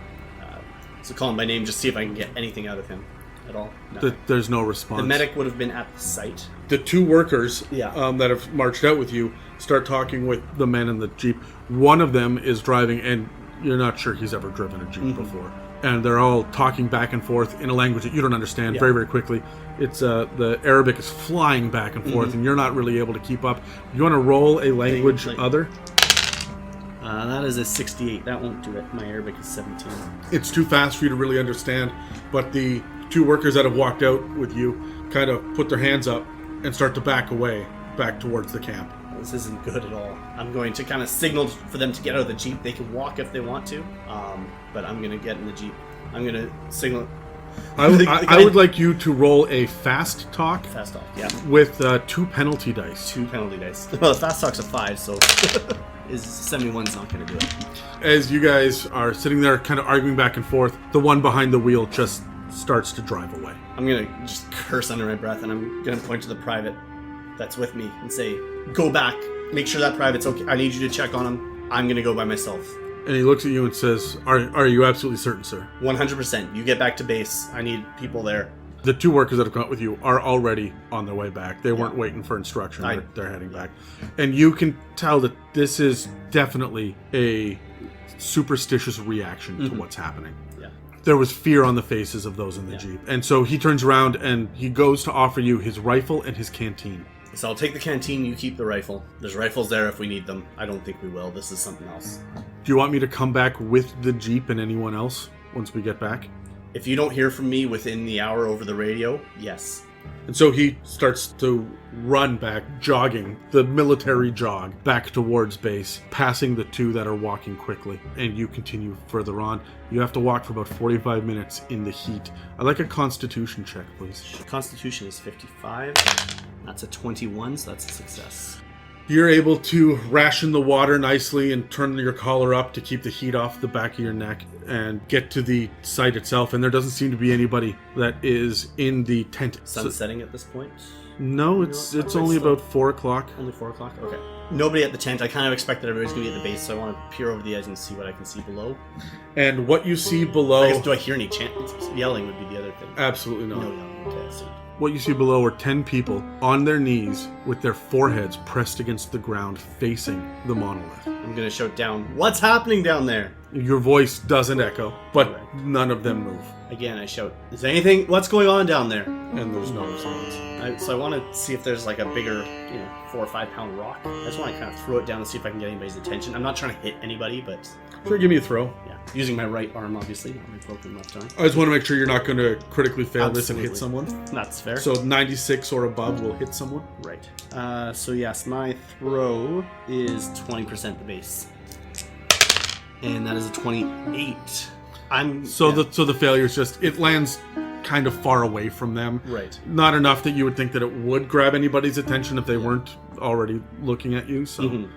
So with their faces down and on their knees with their palms flat on the ground, all of them facing the monolith themselves, all scattered out. They seem to be in general places. These are workers, or is it just soldiers, or are they recognizable by what they're wearing? Give me a spot hidden as you look down into the darkness from up here. So 50. Ooh, that's an 87. I'm going to push that. This cavern is now in shadow as the sun has moved. 83 on the other push. So I push it again. You can see a couple of soldier uniforms, but you can't make out anyone in particular. Who it is, but it seems to be soldiers. Yeah. I'm going to work my way down the ladder along the monolith. When you get down to the bottom, you can see that everyone here, except for Saeed and Dr. Michaels, seems to be a soldier. Okay. But they're all face down. They're all face down and facing with their palms flat on the ground, and they all seem to be facing towards the monolith itself. Right. So I'm going to walk over to Dr. Michaels and just try and place a hand on his shoulder and see if I can rouse him awake from whatever this is. Actually, before I touch him, I want to look into his face. Like, I kind of want to bend down and see if I can see... He's face fully down, right? Do you want to give me a first aid check to see what he's doing? Sure. What are you trying to do? Psychology? A first aid? I'm maybe a first aid. I'm just trying to figure out, like, is he even, like, on this plane of existence mentally, right? Like, is he... Okay, so let's do a psychology check. Psychology? Yeah. So that's a 40. And 19. That'll be a success. So as you look down at him, you see that his eyes are open and they're staring directly at the ground. You can tell that this is the same look in his face as the private had that was in the back of the Jeep as well, except he's facing down. His lips are moving, but you can't hear anything. I'll give him a shake at that point, just to see if I can rouse him out of whatever this is. And his head slowly looks up at you, and I would like you to roll a sanity check. So 60 is what I need, and that's a 1. That is a critical success. You can see that there is abject craziness in his eyes, and he starts to slowly scream so quietly in the back of his throat. It's almost a whimper as he looks at you, and their tears start to roll down his face, and he whispers a word that you cannot quite make out unless you roll a listen check. So for listen, I need a 60. That's a 34, so that's a success. You hear him utter a name. Amelia. I'd say, who is Amelia? And he just starts to mouth words again, and slowly go to put his face back down against the ground. What would you like to do? I'm going to see if I can find the radio anywhere. Sorry, is the door open? I shouldn't do that. You turn to look, and the door is open, even though no one is making any noise. Which door is open? The other door. The other door. Okay. Do I see the radio anywhere? There is a radio that's smashed on the ground. It's at the bottom of one of the ladders. So I'm going to look at... I'm just going to try my best on a long shot, push the button, see if I can get any... Nothing. I'm going to walk over... Do I see flashlights? There are 2 flashlights over by the door. Mm-hmm. There is a flare inside the door that has been lit and is on the ground sputtering. And you can see that a rope has been tied to the door itself and goes down into the pit. Do I see Sarge? Sarge is there. Sarge is there. He's one of the ones face down. Yeah. So quick head count. How many am I counting there? You have... So I want to see who's missing. I'm trying to do a head The count. only person that is missing is Willie. Is Willie. He's missing. Okay. The original private and corporal that went Are down, both there. They're both there. Okay. So one more thing I want to do is, before I make any more decisions, I want to try and see if I can rouse Sarge this time. And see if I can... Maybe he's made of a little more metal. Maybe I can do something. Actually, what I want to do is I want to take the flashlight and shine it into his eyes. He doesn't even blink. His eyes don't dilate. Nothing at all. Doesn't even recognize it. No. Okay, I'm going to shake him again now as well to see if I can rouse him. There's nothing. There's nothing, no response. So at this point, there's still one Jeep at the top. That's right. So I'm going to get in, climb up that ladder, get in that Jeep, and I'm going back to base. Because You're going to leave everybody else down there? I don't know how else I can rouse them, right? I've tried to rouse, I've tried to get consciousness, I've shouted, I've called names to everybody. If there's no response from anybody, because the only response I got was from Dr. Michaels. Dr. Michaels, and even that was Amelia was the name shouted, which means nothing to me, but maybe it means something to someone else. As much as I want to help the soldiers, I don't know if there's anything I can do at this point. Actually, is there a flare around? There are a number of flares that are in a bag Yeah. that are outside the door. Okay, so the unlit flares? Yeah. So if I strike one more and place it in the center, because we're also losing daylight here at this point too. Yeah. So just see It if should that last a couple of hours. last a couple of hours. You know that it's going to get cold here in about 4 or 5 hours. Yeah, so I'm going to put the flare in just as kind of a marker to see if something impacts that flare, turns it off, knocks it over, something like that, then I'll know something's happened. Sure. And that's about all I can do. I'm going to get in the Jeep and go back. All right. Are you speeding back? Oh, yeah. Top speed. All right. Drive auto, please. Drive auto. So 40 for a drive auto, and that is a critical success, 001. You speed back to the base. Dr. Shane runs out to you, as well as the soldier that came with you. Yes. His name is Private Anders. Private Anders. Okay. We didn't hear you call in. Yeah, the radio was busted. It's okay. I'm gonna have to relay what's going on here. It's a tell them about everybody being face down. Something really weird is going on. Okay. Everyone was there except for Willie. Yeah, it was Willie. That's right. They sit there and listen, and that's really strange. What would you like to do? I'm going to look at Dr. Shane.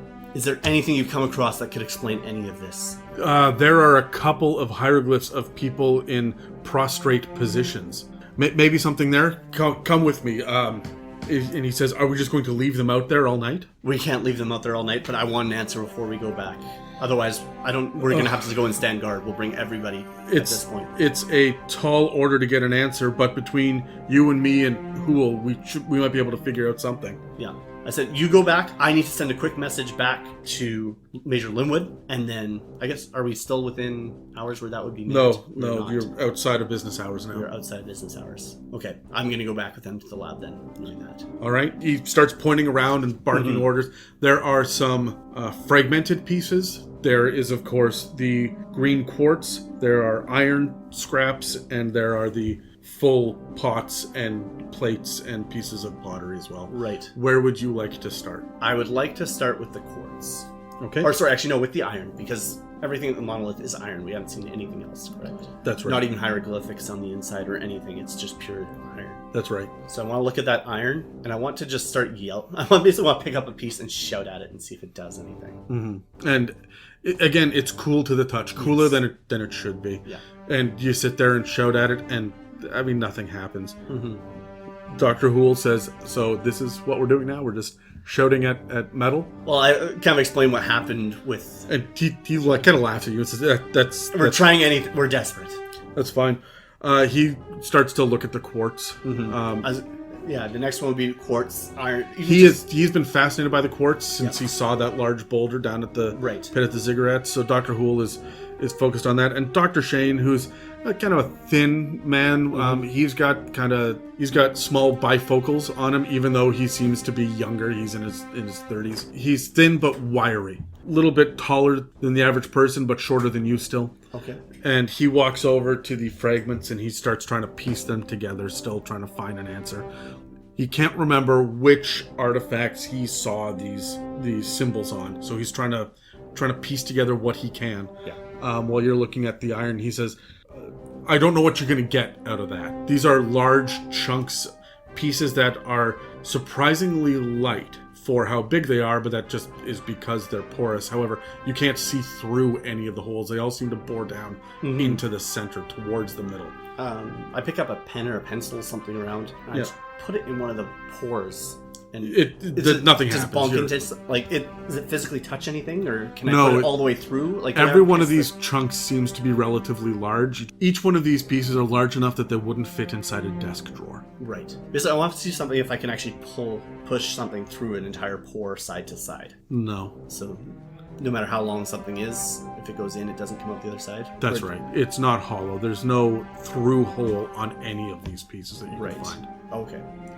So, like, let's say if the piece is this, like, 4 feet in diameter, for example, if I had a 5-foot rod, it would eventually hit at about, 3 feet or something? Or the center of each piece feels like it's solid. There's solid in the center. Yeah. Okay. I'm throwing out anything at this point. I'm grabbing the quartz and putting them together and seeing if they have any interaction at each other. If I ping off the quartz, does the sound do anything? Or... No.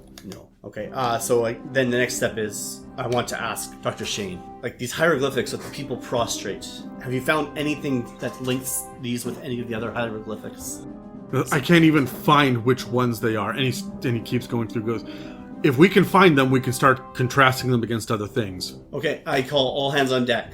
Anybody who's around, I said, I need you guys to find any sort of piece of hieroglyphic with this on it. The soldiers will come and help, but the workers are not leaving the barracks that they're in. All right, give me let's call this a library use. Library use is an 80, and that's a 40, so that would be a hard success. No, sorry. Yes, hard success at a 40. As you are going through, you actually see that there are some symbols that you recognize here. Okay. And with a hard success, you're able to decipher. Mm-hmm. And the first thing that you see is a small inscription in and among other symbols that you don't recognize that says the messenger of the gods. It's a loose translation, and that's kind of the closest that you can get. It could also mean the speakers of the gods, but it's very much singular, a messenger, an orator, someone that speaks on behalf of the gods. Right, one single piece. Okay. I need someone to get Davies and bring him out to me right away. We're going to keep going through this and just see if there's any more pieces we can get. Okay, one of the privates runs off and gets them and brings them back. And I'm going to show this piece that I found to Dr. Shane and say, does this mean anything to you? Have you seen anything like this anywhere else? Oh, no, this is interesting. Hold on. There is another piece like this. And he starts looking around. Okay. And kind of as we're going through these, I'm just going to show, does Amelia mean anything to any of you? No. No? You say it was the only word that I could get out of Michael's. No. All right, well, let's keep looking. And so I'm going to help Shane look for that piece that he was looking for. Where do you think it was? Okay, do you want to roll another library use? Sure. I get an 80 for library use. That is a 99. That is an extreme failure. Yes. So you end up looking, and it looks like nobody is able to figure this out. Dr. Shane stops and says, "It has been a long day, and I wonder if I even saw what I think I saw. This was wishful thinking." He starts to doubt himself, and he looks at you and says, "I haven't eaten today. I need to go get some food. I will be back as quickly as I can, but I've got to recharge." I say, can you keep going? Can I get a private to get you food? Time is wasting here. And he looks at you and says, I need to recharge for a moment. Let me reset my brain. Give me 15 minutes to go. Okay. And so he heads out. And Davies shows up and says, "Yeah, what do you want?" "I need you to deliver a message. It is incredibly urgent back to Major Linwood. I need you to fly to Cairo now." "All right. What's the message?" I jot it down on a piece of paper, and I basically write down real quick everything that's happened. Actually, I probably have extra tapes, right? You do? So I would pop a new tape in, orate my message, and say, "I need you to get this into the hands of Major Linwood as fast as you can. All right. Waste no time." "Am I taking anyone with me?" "No, just yourself." "All right. I'll be back by midnight." And he walks away, and after a few minutes, you can hear the helicopter start to speed up, and the engine starts to kick in. Yeah. We've got both jeeps back at base now. Yes. So we have one corporal, 3 privates, and 1 who's insane. One that's non-responsive. Non-responsive, not insane. That's right. Non-responsive. I'll keep 2 privates at the base, send corporal and 1 private out. I just need you to watch the base there. Do we have another portable radio? Yeah, there are a number of radios. Yeah. Let's keep in radio contact. Do not, whatever you do not go down into that pit. Do not even descend. But I just want you to stay there. If you see anything suspicious around the border, radio me immediately. This is one of the privates? The corporal and the private. Okay, so the 2 of them are going together. Yeah, and there's 2 privates staying back with me. They are going to request that they can arm themselves. Of course. And so they go and they get some rifles and they head out. Yeah, and I will be in, as soon as you get there, radio contact me and I'll let you know what the plan is. We're going to work on a plan between now and then. You can hear the Jeep start up a few minutes later and take off as Dr. Black comes back. And he says, this place is becoming a ghost town. And he's still eating about half a sandwich as he walks in. And he sits down, starts looking around and says, all right, where were we? We were trying to help Shane find... We're trying to decipher what's going on here, what this could possibly mean, these prostrate. Messenger of the gods could mean anything, or trying to find anything that ties to it. If you continue to look, you need to keep rolling library use checks. Yeah, we're looking for a cure. Because at this point, I've tried everything that I can think of, and I need information at this point. So library check use, 81, I'll push that. So now I need less than a 40. Yep. 86. Jeez. You end up wasting about an hour trying to find this. And at one point, Dr. Shane holds up a piece that says, I thought that this looked like a prostrate man. And then he turns it and he goes, but it could just be a man sitting. I'm not certain.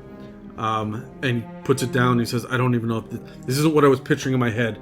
He starts looking around and he says, I'm starting to get a headache. And he starts kind of scratching behind his ear a little bit, going, it's very strange. Very strange. Now he's muttering to himself and walking around. Listen check to see what he's muttering. Sure. 60 for a listen, and that's a 66. I will dump the 6 luck into that to have that be a success. How much luck do you have now? So 57, we're moving down to 51. And he's muttering under his breath about goddamn bad lighting with the long nights, and he's just and it's not. Should it be over? Can I? And he's just frustrated. Yeah, muttering to himself. You need to take a break, Shane. We're at a dead end here. I don't know what else to do. I'm gonna radio out towards the corporal and the private out there that I just sent out, and let's just see what's happening out there. Let's get an update. Go get some food. Get a break. Collect yourself. You radio out, and they say, "We've gotten here. We're setting up. There's no change. We shone a flashlight down, and they're all still exactly the way that you said they were." Whatever you do, do not go down into that pit. I don't care what happens. If anything changes, radio me. I will be coming out there with the other Jeep within the hour to check in and see what's going on. We're just going to try a few more things here before I come out. As you are talking, you hear the engine of the other Jeep. Hear the engine of the other Jeep. Mm-hmm. I want to look. And as you run out, you see the taillights of the Jeep take off towards Giza. Towards Giza. Yep, it seems to be overloaded with people. There are also a number of workers that are running in that direction as well. So all the workers are getting out. One of the privates should be there. What the hell happened? How did you let them get that Jeep? My job is to guard the lab. Part of guarding the lab is guarding the people. What's going on here? Well, I can't be in 2 places at once, and you sent everybody else away. There's only 2 of us, and you've got both of us sitting here digging through these hieroglyphs looking for things. Cursing under my breath, I said, all right. I radioed to the corporal and the private out there. Are you guys still there? Yep. I update them. Jeep's been stolen. Fantastic. Is there a way you can intercept that Jeep? Yeah, but we would have to leave here. Just do it. We need 2 Jeeps. We can't be relying on 1 Jeep. All right. We're both going then. Yes, that's fine. You know that they're going to be a solid half hour behind these guys. So they're going to be racing. Yeah, I expect their ability to drive a Jeep would be much better than these locals. That's right. So they should. That's a safe assumption. And they're armed. They're prepared. Yeah. They should at least be able to force them out of the Jeep, and hopefully. All right, so that leaves you. Me, 2 privates, and Shane and Black. Nope, Shane and Hool. Let me look at Hool. That statue that we saw down there. Anything triggering anything in your brain? Yeah, as a matter of fact, over here. And he shows you a broken piece of pottery. And it is very clearly, there's a etching of the statue there. Mm-hmm. There seems to be an inscription underneath it. Can you roll a library use? Yeah. Is it better than it have been? 78. Library use is 80, so that is just a success. And it says underneath, the Dark Man. The Dark Man. Have we seen that anywhere else? Yes, as a matter of fact, you have. Give me another library use. 81, I will use the luck to push that down to next success. That's 1 luck down to 50. The Dark Man it seems to be written in ancient Egyptian. Mm-hmm. Ancient Egyptian? Okay. Yeah, as far as you can tell. But there's also a inscription underneath it, and that inscription is the exact same as what's underneath the Messenger of the Gods. Okay. So it seems like these two passages are linked. These two are linked, yes. I want to try something. Yeah? These two are obviously linked. There's something going on here. There's no way that we're getting those people to move, and there's no way we're getting that statue to move. It's this Amelia. It's stuck in my head. I can't get it out of my head. We need to get either a person to the statue or the statue to the people. Yes. Do you think that's a good idea? I don't know that anything is a good idea. I haven't made a single good decision today. All I've done is getting people in trouble, people killed. This is killed. This is not your fault. This is not your fault. We don't know what's going on with that. They seem to be under some sort of trance, and it could just be something as simple as the acoustics messing with their inner ear. And he's calming you down now. Can you roll a sanity as you start to get worked up? So 60 at 29, that is a success. So he manages to calm you down a little bit. Yeah. And say, look, we don't know what this is, and before we start saying there's magical statues and trying to... I'm not saying it's magical, but there's obviously some sort of connection between them. Sure, but just because we've got a piece of pottery that says someone prayed to this dark man doesn't necessarily mean that that's what's happening over there. So let's wait for a jeep to show up, and let's continue working on this for now. And one of the privates pipes up and says, This is damn useless. This is damn useless. And he stops and he says, I don't even know why you have it laid out like this. What do you mean laid out like this? He says, well, these ones belong over here and those ones belong over there. And he starts pointing. What do you mean? And I go over to take a look and see if I can understand what he's trying to tell me. Can you give me a spot hidden? Spot hidden, yes. 37, that will be a success on a 50. He points and he says, you see these dots here? Yes. Some of them have dots, some of them have lines, and some of them have nothing. Correct. Well, why are they not grouped? It's clear that the dots go together. You're right. Let's get moving. Move these as fast as you can. Let's get this reorganized. There are hundreds of pieces. Yeah. And he goes, all right. And he starts moving it around, putting some of the broken pieces with some of the whole pieces and kind of rearranging and reorganizing as this goes. Is he doing it by himself? No, I'm getting everybody. Let's pitch in. Let's all get moving. And if any symbols seem to go together, let's try and do that at the same time. All right. Give me another library use. Library use, 80. That is a 49. That is a success. As you are moving them around, you can see that there are a couple of pieces that seem to go together, and you can make out bits and pieces of ancient Egyptian that's mixed in with this other symbology that's here. And you find a piece, when put together, it says, "Green viewers can reveal the truth." It's a horrible translation. At this point, has Shane started to come back at all? No. Sorry, you said green viewers can reveal the truth? That's right. And I point at the green, quartz. Said, let's look at the green. Anything? Are we seeing any? And what I want to see is there any dots or lines in them, or things that line up with the dots and lines that we're seeing on the pottery? In the green quartz? Yeah. No, it seems to just be a natural crystalline. Right. There's nothing etched Nothing in here. etched in it. It's just a natural flow. That's right. Or unnatural in some way. Okay. I kind of sit back, head in my hands, looking up. I just kind of utter a quick prayer, just out of desperation. And I look back. I say, okay, the pieces are sorted. Green viewers can reveal the truth. The guy with the black man with the black had the green eyes, correct? Yes. What do you think? Any correlation there? I'm trying to put this together. As you're having this conversation, the sound of an engine goes flying by the camp. By the camp. A Jeep engine. Yes. And just doesn't stop, right? Doesn't stop. No, it just keeps on going right by. All right. And I run out of the tent. We're not going to see it. The thing's already gone, I assume. Yeah, and it's heading towards Giza. Heading towards Giza? The second one. That's right. That's probably the one coming from the direction of the... That's right. Oh, okay, so we would assume it's the soldiers going to catch up. Perfect. So while we're without a vehicle, what does this possibly mean? The green viewers can reveal the truth. I mean, the guy had the green eyes, but is that related? The quartz is green, but the We looked at the eyes. They weren't quartz in them, right? It was a full solid green. It wasn't in the eyes of the statue when we looked at it. You did not get close enough to look at that. That's right. To get a really good view of what was in the eyes. You also know that the eyes themselves were human size, but these giant like rocks of quartz, these giant crystals, easily have enough green in them to be able to have been cut down and worked to be able to fit in, if that's what this is. Right. Well, we're looking at a 40-minute walk out to the obelisk if we take a chunk of quartz with us, because there's none out there. That's right. We could stop at thinking about the pottery that was intact down in there. We need to do something. Let's get moving. You have pottery that's intact here. We have pottery that's intact here, but not painted like what I thought I saw. That's right. So I say to Hool, I think we need to go back. There's a piece of pottery that I want to grab from the ziggurat. I want to see if it gives us any more other options. Otherwise, we're taking some quartz with us out there, and we're going to see if that quartz will reveal anything. Okay. Out at the obelisk. Okay. I need you to come with me. We're going to leave the privates here. Just hold down the fort, boys, I guess.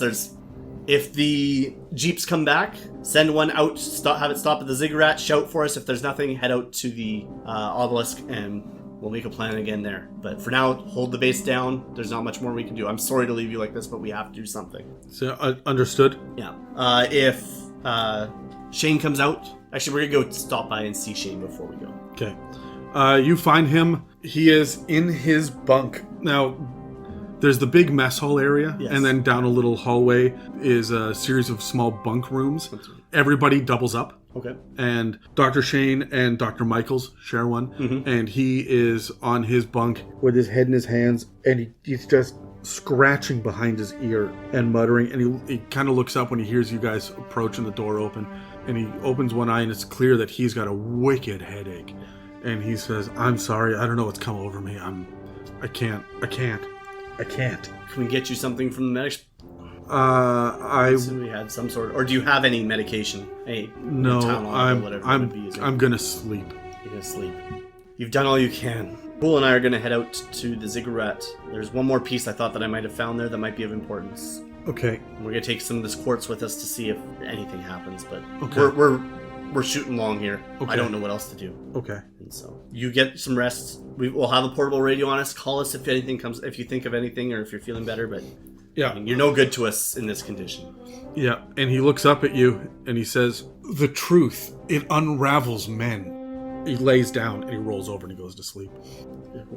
It's strange to say, but there's been a lot of men unraveled today. He must be exhausted. Do we let him rest? We'll let him rest. What are you taking for a light source? I just want something that we can carry with us. We just need a basic light source. I have an idea of what I'm looking for. So lantern then? So lantern, yeah. As you guys head out there, each of you carrying a lantern, leaving everybody else behind. Yeah. You manage to get about halfway there before there's this echo that comes across the sand dunes. And Hool stops and looks at you and says, "You in the war?" Briefly. I didn't see much action. And he says, "I did. I know a gunshot when I hear one." We gotta keep push forward then. In that case, let's get to the ziggurat. I don't know where that gunshot came from. It didn't sound like it was coming from base. Let's keep pushing. I mean, the next place it could come from was the monolith or from the soldiers trying to take the truck back. It could have been either one of those.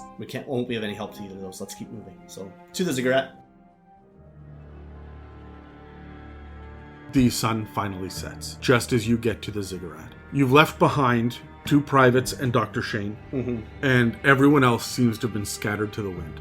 You get to the ziggurat and see that there's that ramp that leads down. Yeah. And when you head down to the bottom, you find that Dr. Hool is pretty out of breath. He's a little overweight and he's shorter than you are, and you've been marching at a pretty good pace.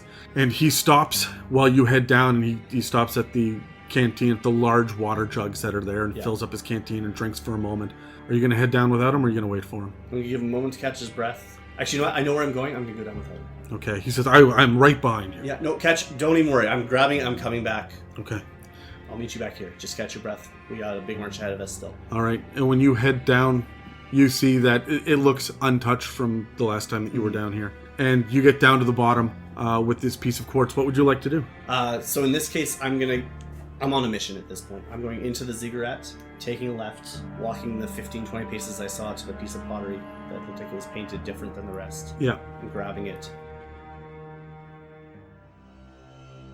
You pick up a piece of pottery. You go in and you're able to grab it, no problem. As you turn around to come back out, though, the lantern reveals as you head back towards the T-junction on your way back out that the two glowing green eyes seem closer and further down than they were before. But you can't see the statue itself with this weak light source. Right. I noticed that's moved, so I'm going to move towards it. I want to investigate it. All right, I'm going to shout to Hool. Hool, are you there? And he's outside the mouth of the ziggurat. And he says, yes? Did you guys touch that this afternoon? We didn't come back this afternoon. You want to come in here for a second? You see the lantern approaching. Yeah. And then he walks in and says, yeah. Does that look like it's moved to you? He turns around and jumps and... Yes. Yes, it does. Care to go with me? No, but okay. I just want to take a quick look. We can't spend much time here. We need to get moving. And as you creep forward, you see that, sure enough, this has slid forward. The floor of the hallway has been lifted up behind it, as if someone had set off this. The front, where we were. Sorry? If the backside is elevated, that means the weight would have been on the front. That's right. Yeah, so it looks as if someone had triggered this, and the statue now is at the edge of this seesaw almost, and has been triggered to come forward, and you cannot see the bottom half of the statue now as it's down in the pit, but the top half is sticking out with one arm pointing out. Still pointing out. And I want to look it directly in the eyes and examine it, see if it looks like the quartz. Now that I'm closer. Yes, give me a spot hidden. Again, that's a 50, and a 49 just makes it. Yes, as a matter of fact, these are two pieces of quartz, yeah. I want to take... The hand is reached out open like it holds a sword or something? So there's one hand that is extended forward with a loose grasp. Looks like it held some sort of object. Yeah. And the other hand is a loosely closed fist. Loosely closed fist. And I want to take a closer examination of what is in that, if I can see anything in that fist. You do see that there is inside a glimmer of green. Does it look grasped, or would I be able to possibly pull it out? You would have to break fingers to get it. I would have to break fingers to get at it. I'm going to turn to Hool. Something set this off. I don't know what. It could still be here. And he says, look at it. Look closely. And he gets right up and he runs his thumb over it. And he says, they've painted it black, but underneath is the iron. Okay. I said, let's just scrape this black off. Let's see if we can find more. You're going to have a pocket knife as part of your pack. And so you pull out your knife and start to scrape away at it. And can you give me a listen check? Listen is 60, and that is an 11. As you're scraping, you hear something inside of it start to move and slither. The same slithering noise that you heard inside of the monolith. I would like you to roll a sanity check. Sanity is currently at 60. Ooh, that's a 97. That is an extreme failure. That is it's a critical failure. I would like you to roll a d8, please. 1. You lose 1 sanity.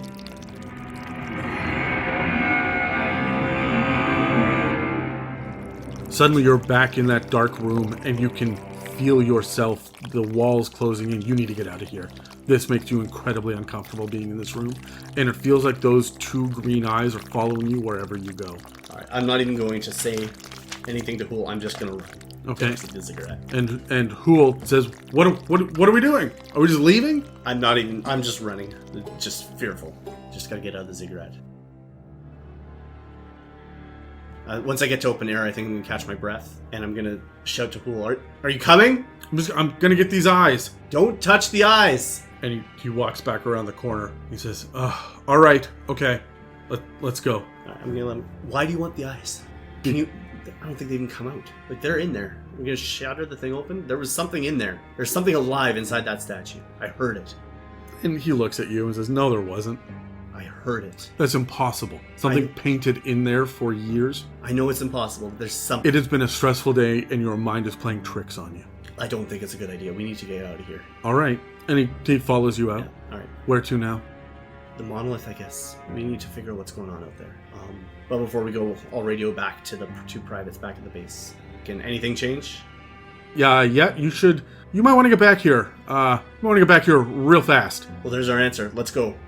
And we're running at this point. Give me a constitution check to see how long you can run for. Sounds good. Constitution is 55. That is a 95. That is just barely not an extreme success. You guys are slow, and it's been a long, tiring day, and you don't get back there nearly as quickly as you'd like. But when you do, with the lanterns coming forward, one of the privates runs up to you, and it's Private Anders. Yeah. And he runs up and says, He came in and just started smashing everything. Who did? Dr. Shane. What? Let's go. Where is he? And you run up to the lab and you can hear ranting and raving and smashing. Stop him. Stop him. And the other private is in there with a gun pulled, but not trained on it. Yeah. And just standing back, and he sees you guys come in, and he visibly relaxes and says, "You guys got to stop him. He's not even responding to us." And you can see that he has turned tables over, and he has broken the quartz. He's using a crowbar to start smashing the pottery up. And he's saying over and over again, "We got to stop it. We got to end it. We have to stop this before it all goes bad. We got to stop this, and we need help." I'm gonna run up close to him, just out of crowbar range. Say, "Shane, look at me now." I would like a fast talk. Fast talk. Fast talk is a 5. Actually, this will be a charm. Oh, that's a 2. That's a 2. Oh, okay. So, charm? Charm. My charm is 40, so that is an extreme success then. All right, so you call out to him, and he stops and looks at you, and you can see a wildness in his eyes.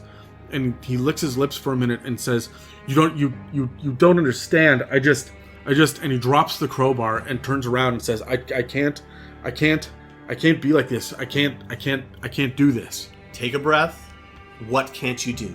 They move. The symbols, they move. When you're not looking, they're not where you think they need to be. And he starts talking about how the symbols are all moving and shifting every time he looks away, and he's ranting and raving at this point. And he says, I thought it was just a headache, but look at them, watch them move. I'm going to do that. I want to see what he's talking about, see if it's making any sense. The symbols don't seem to be moving at all. Shane, nothing is moving. What do you mean? Show me. He reaches out to touch one and then jumps back and screams. I pick up whatever he was about to touch. And he looks at you as if you've just performed a miracle of some sort. Then he starts to cry and he says, "I don't understand. I'm sorry. I don't understand. I don't know what I'm doing.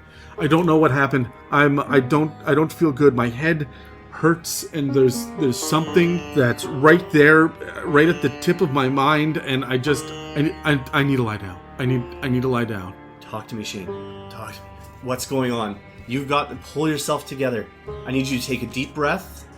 We need you. I know that there's something here. You're seeing something. I need you to explain it to me. And he says, "I just don't touch the iron." The small ones or the big ones? Any of it. And he kind of twitches real hard and then makes a small little whimper in the back of his throat and turns around and just marches out of the tent into the night. Follow him. Let's follow him now. And he starts walking out towards the desert. And the piece that he reached out to touch, I'm going to take with me. The piece in your hand is labeled as being piece 1347B. 1347B, okay. I'm going to give that piece to Hool. I'm going to say, "Look at this. I need to follow him. Can you look at this? And whatever you do, we need to get this to somebody." He takes the piece from you and he walks back into the lab, holding up this small clay jar with a number of hieroglyphs on it. And meanwhile, Shane is marching off into the darkness. Yeah. I just showed back. I said, "I've got to follow him, but whatever you do, protect this piece. Do you understand?" Yep. Yes. And he walks away and the door closes behind you. And I start to follow Shane out into the desert. And you can just hear him kind of sobbing. He's not heading towards the monolith or the ziggurat. He's not heading towards Giza. He's just walking out into the open desert. Yeah, it's starting to get colder now. Whatever. I'm basically, as I'm going to try and catch up to him, put my hands on his shoulders, and I say, "You need to pull yourself together." Can you roll another charm? Charm is 40. Ooh, that's a 76. I'm going to push that. Okay, so you need a 20. 20. 94. So as you reach out to shake him, he turns around and takes a swing at you. All right, I'm going to try and jump out of the way. So that'll be a dodge then? Yes, dodge. That's a 42. That was an extreme success for me. Dodge is 40. So he clocks you something fierce for a whopping 9 damage. Oh, that'll bring me down to 2. I'm sorry, that's 7 damage. 7 damage, that'll bring me down to 4. He hits you so hard that he knocks you out in the first hit. You take a shot directly in the jaw, and you can feel the world go sideways, and down you go. And the world fades to black.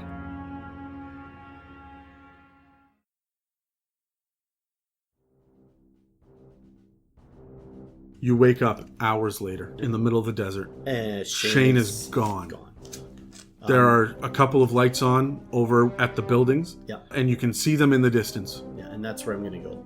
You stumble in that direction. Yeah. You have had your bell rung something fierce, and you taste blood. As you walk closer, you see that there are 2 jeeps parked outside. Yeah. One of the jeeps has a significant amount of blood in the front seat of it. I'm gonna just keep walking past, and I'm going to see who I can find. The first person that you find is the corporal. He is alone inside the lab, and he is standing there still picking up pieces that Dr. Shane has smashed, and he's placing them on the tables, trying to get them in some sort of organization. And he turns to you, and he says, "Where the hell have you been?" I was trying to get Shane. He knocked me out. And you can see that he has dropped all military chain of command at this point. Yeah. And he is just scared. What happened, Corporal? You got the Jeep back. They wouldn't pull over. We had to fire into the group of them. Did you kill one? We don't believe so, although there was a lot of blood. He was on his feet when they were running. Okay. This is unfortunate, but I'm glad we were able to get the Jeep back. This is crazy. I don't know what's going on. I'm afraid. I'm confused. Where is Hool? And you hear one of the Jeep engines start, and he says, "Probably at the Jeep." And he doesn't know that you're back. Yeah. And he gets up and he starts moving with you towards the Jeep. I mean, as fast as I possibly can in my state, I'm going to work my way out to the Jeep. And as you get out there, Dr. Hool is standing at the side of the Jeep while one of the privates is in there, and Dr. Hool sees you and is startled, and he runs over. Says, Are you okay? Shane knocked me out.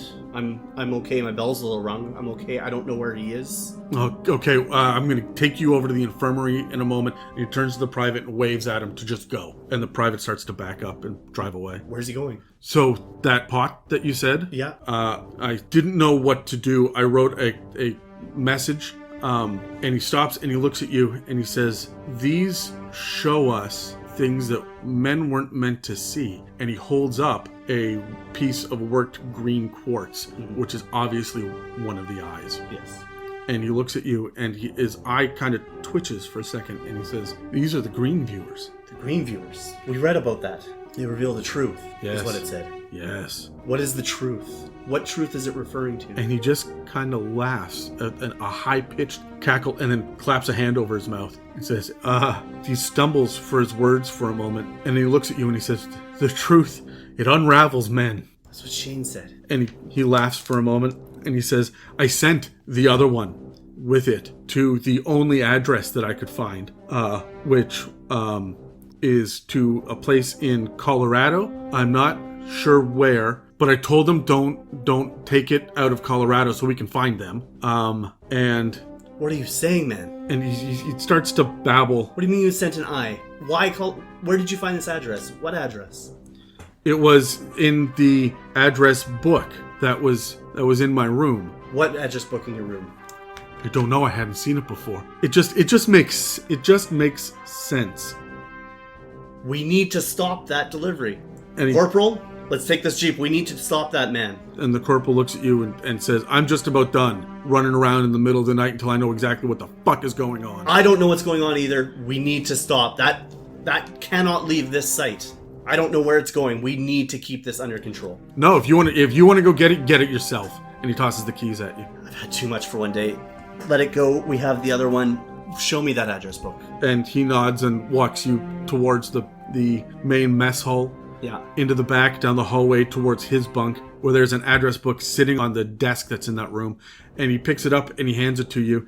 And there's a name written on the inside of it. This booklet belongs to Dr. Raymond Shane. Mm-hmm. And there are a number of addresses and names all the way through it, but the first one alphabetically by last name is Theodore Campbell. And there, sure enough, is an address to a place in Denver, Colorado. So with my voice recorder, I'm going to be making a note of this for later because I need to know it. I'm going to say green eye, and you send the pottery as well, correct? The sample. That's right. So I'll say piece 1347B, and green eye of statue was sent to this address in Colorado. Must be intercepted. And Dr. Hool kind of twitches again and says, "I think I need to lie down." Okay, you lie down, and I kind of said, "Well, we're going to walk out for a second. You get some rest." As I walk out, I'm going to pull the corporal aside and say, "This is the exact same thing that happened to Shane. Something is wrong. We need to keep an eye on this. We cannot let him escape like we lost Shane. We cannot lose another man. He may hold the key here.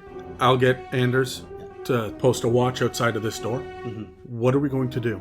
I need to think. Give me a minute. And I'm going to open the door and poke my head in on Pool. Hool has emptied his pockets out onto the desk. Mm-hmm. You see that there's a pocket knife and... The eye is what I'm looking for. It is there, yeah. He's starting to get undressed and he looks at you. And I'm going to take my handkerchief out of my pocket and said, can I have the eye? I want to take a look at it. And he just picks it up and hands it to you and says, good riddance. I wrap it up and I walk out. I say, get some rest. And he looks at you again and he says, it unravels men. I'm already unraveled. And he lays down on the bed, kind of half undressed. He's still wearing his shoes and his pants. His belt is on, and he lays down. And you can see that he's lying on the cot, looking straight up at the ceiling, the same way that private was in the back of the Jeep. And he takes a deep breath and then starts breathing really shallowly as you go. Mm-hmm. The corporal is outside and he looks at you and he says, okay there. We're going to get Anders to come stand here, and then I'm going to take you over to the infirmary and we're going to get you looked at, because that looks like it hurt something fierce. And he points at your jaw. I'm not feeling good. Give me 2 minutes. I have something I need to lock away, and I will meet you in the infirmary. I'll be there in just a minute. And I go to my office. Constitution check, please. Yeah, you got it. 55 is the Constitution. That is a 19. So 19 would be not quite an extreme success, but a hard success. And he looks at you and says, are you sure you're okay? And all of a sudden you hold back the overwhelming urge to vomit. And you struggle with it for a minute and almost double over, but you're able to choke it back down. And he says, sir, you are concussed. 2 minutes. I don't know what this is. I don't want it in the wrong hands. I'm just going to lock it up, and I will meet you right in the infirmary. All right. I'll have a safe in my office, and that's where I'll go. Okay. It's still wrapped up. I'm going to leave it in the handkerchief. I don't dare touch it. So the military barracks is attached to this large mess hall and the sleeping barracks for everyone else. Yeah. You're able to just pass through a door into the military barracks. You've got keys to let yourself through and whatnot. Sure. The corporal comes back and is waiting in the infirmary by the time that you get there. Right. He's with a private who has medic armband. And he is the last private besides Anders and the one that was on the Jeep. Yeah. And so he looks at you and says, I want you to sit down. And he says, check him out. And so we're going to roll a first aid check. Sounds good. He's a medic, so he's going to have a bonus die. That is a 34. So you're going to gain 1 hit point. 1 hit point. That's up to 5. He puts a cold compress on the back of your neck, and it seems to clear your head a little bit. And he says, you are not allowed to sleep for at least 4 hours. So tired, but okay. So you can't sleep when you have a concussion. Understood. And the corporal says, Anders is posted outside the door. There's no one watching the lab right now.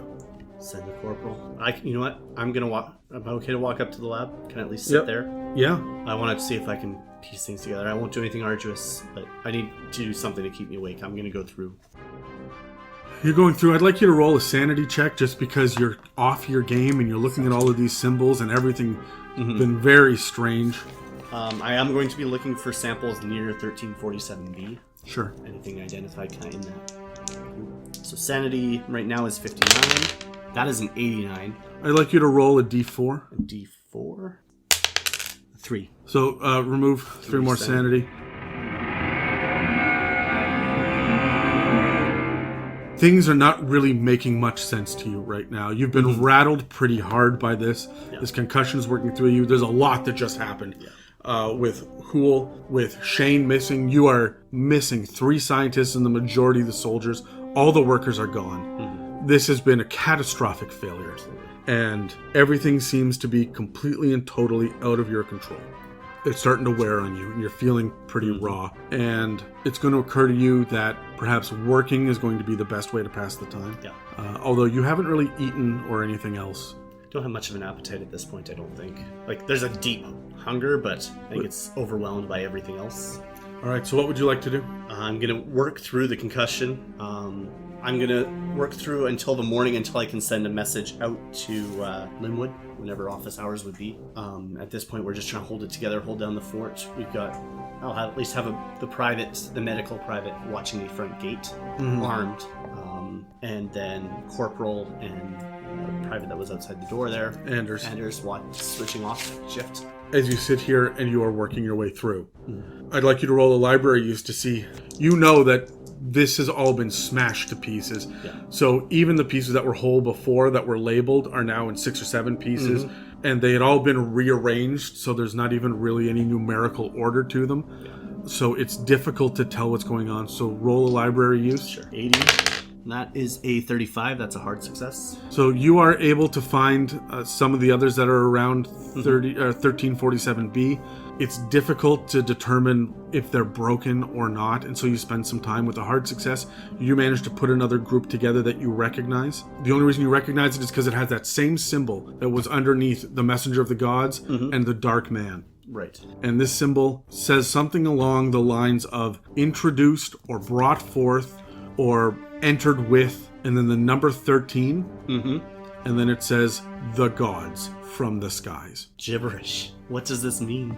This is almost impossible to piece these bits and pieces together. I am having an impossible time. I'm ready to break for food. I think with that amount of work, I mean, even the pieces I'm assembling aren't making much sense. The corporal comes with you. He's been kind of puttering around and putting things back in order as best as he can. And he sits down across from you and he says, now, Dr. Hoole had been babbling for a while. He looked through the green quartz, he tells you, and he said that everything, he could read it. He could read it. He said it all made sense to him. And then he started talking about how he had read too much too quickly. And then he started to repeat over and over again, the truth unravels men. And that's when he decided he needed to start sending some mail. And he started to act incredibly erratically.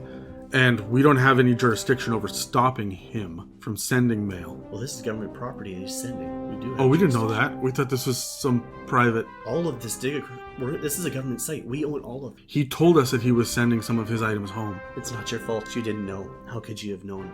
Well, without you or Sarge, we... No, I'm not blaming you. I blame myself. This has gone awry from the moment I started this morning. Every mistake I've made is starting to add up. It's been a day.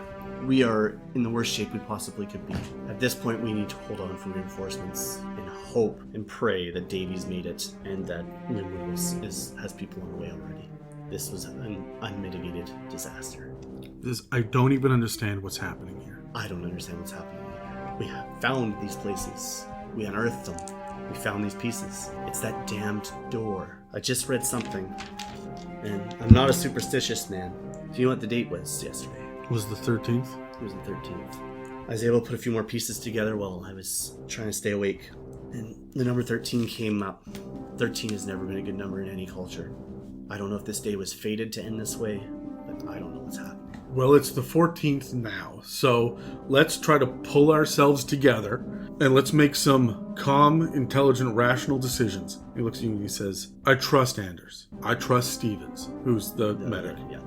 The good men, the good boys, they got good heads on their shoulders. The 4 of us should be able to be just fine as long as we don't make any silly, irrational mistakes and as long as Hoole stays asleep. Agreed.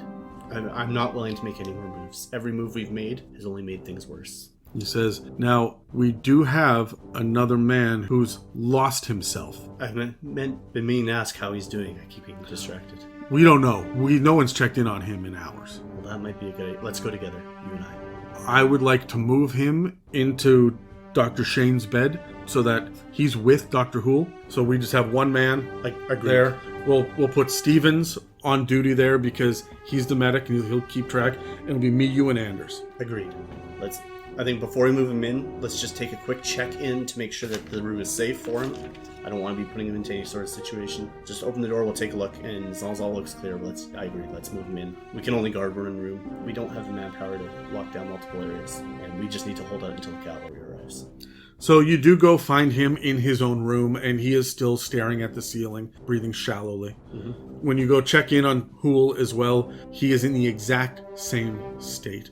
It is eerie how much their bodies are in the exact same position. My mind goes back to the people who are in the opposite position, face down. But that's right. Equally as catatonic and disconnected. And it occurs to you with the 11 people that are down there, plus the two here, that's the number 13 again. How does that make you feel? Maybe a sanity roll for that, I think. Yeah, okay, make a sanity roll. Let the dice decide. A 36. So, uneasy, but... And then my brain also goes, but there's one more missing for 14. We were missing Willie. Yeah, you're missing... Willie's unaccounted for. But so is Shane now. Shane is also unaccounted for, that's true, yeah. So, you're able to move the unfortunate private over into the other bunk there, and Stevens stands watch. Stevens says, you can go get some sleep if you'd like. I need to stay awake until I get a message out to Linwood to verify, but as soon as that happens, I'll take a rest. Then what are we going to do until then? Let's eat again. Let's have some coffee. Not work? We're not working. There's been enough. We just need to hold out at this point. It's about survival. And then I think that the green gem comes to mind. Is there a draw to it? I wouldn't say necessarily that there's a draw, but if you're going to find answers... It's through the green eye, and I want to look at the pottery through that, but I also fear for my own sanity, and I don't know if I have the strength. So that's your choice to make. I think it's locked up safe. I'm going to save that for another day after I've rested. At this point, I don't want to work. I want to find answers, but in the fragile state that I am and the exhaustion that I am, in fact, with the corporal, that'll be part of the discussion. I said, I think the answer is here, but I don't know if I have the strength to do it now. I think we need to wait till tomorrow. He nods. He says, you get some rest. When the sun is all the way up, we should go out and see how the others are. Agreed. That was a cold night. You guys sit there and drink some coffee. When you go to send a message out to Major Linwood, you get a response back from his secretary who says, Linwood, off base. Davies has arrived. He's waiting to hear back from Linwood with a message. We expect to talk with him early this afternoon. We'll advise, hold down the fort until we hear from you. We'll not be in office. Trust, I will message when I return. And so we'll go to the corporal. The corporal looks at you and says, get some rest. Not much, but we'll get some rest and then we'll go out and take a look once the sun's up. Yeah, and he turns to Anders and says, we're going to sleep in shifts. And he looks to you and says, how long are you going to be sleeping? Just a couple hours. I just need to get some rest, a little bit of energy back. 3 hours. If anything happens, wake me. Agreed. He turns to Anders and says, that's an hour and a half for you, and then you come wake me, set your alarm, private, and then he kicks him off to bed as well. All right, yeah, so I will go back to my room, and I'm just going to sleep. I'm not going to try and do anything else. Okay, he is going to take the opportunity to go relieve Stevens to sleep for a while as well.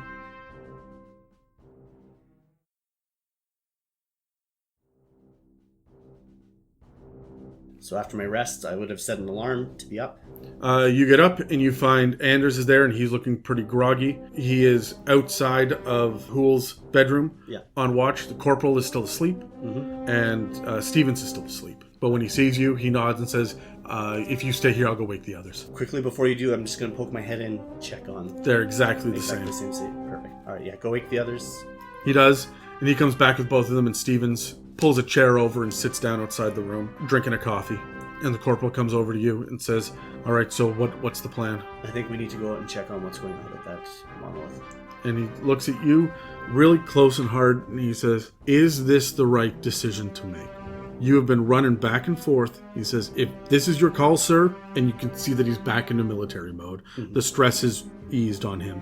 He says, if this is your plan, sir, that's fine, but you spent a lot of time running around, and everywhere you weren't, things were happening. And that's why I need to find out what was happening at the monolith. I'm just going to go up by myself. I'm literally going to drive out, look if anything has changed, and come back. That is it. I don't intend to interact with anything. I don't intend to do anything. I just want to find out. I really need to take a look at some of the stuff that's back here, but my mind won't be at ease until I know what's going on up there. I would take the Jeep myself, 40 minutes. And he says, I don't want you going alone. Well, who else are we going to send? I can't leave the I will privates tell here you alone. right now, if you do not come back, or if we lose you, I am taking my men and we are vacating. At this point, I would expect nothing else. Well, then I'm sending you with one of my men. You can take Anders with you so that we still have access to a Jeep. And he turns to Anders and says, do not get out of that Jeep no matter what happens until you are back at base. All right.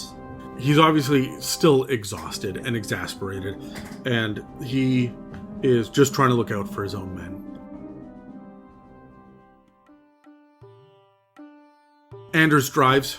He's your chauffeur for this, and you drive right out to the monolith? Yeah, straight to the monolith. No stop. When you get there, you see the tent is still up. The tent is up. Nothing seems to be changed at the ziggurat on the way by. Yeah. And you pull up, and Anders is standing there, and he looks at her for a moment, and he looks back at you, and he says, I'm going to get some water. I know we said don't leave the Jeep, but I'm going to get some water, and I'm going to load as much of this tools and stuff into the back as I can while you go look down. I'm going to keep the Jeep running. Keep the Jeep running. Pull the Jeep up right next to it. I'm going to be 2 minutes. I'm walking to the edge, I'm looking in, and I'm getting back to the Jeep. And he nods. He flicks up the snap on his holster to keep his gun at the ready. And I actually do the same at that point. Okay, what would you like to do? I literally just want to walk up to the edge and look and see. Give me a spot hidden. This is going to be with a bonus die because the sun is overhead and illuminating down into this cavern. So 50, and that will be a 29. You see down there, all of the people are gone.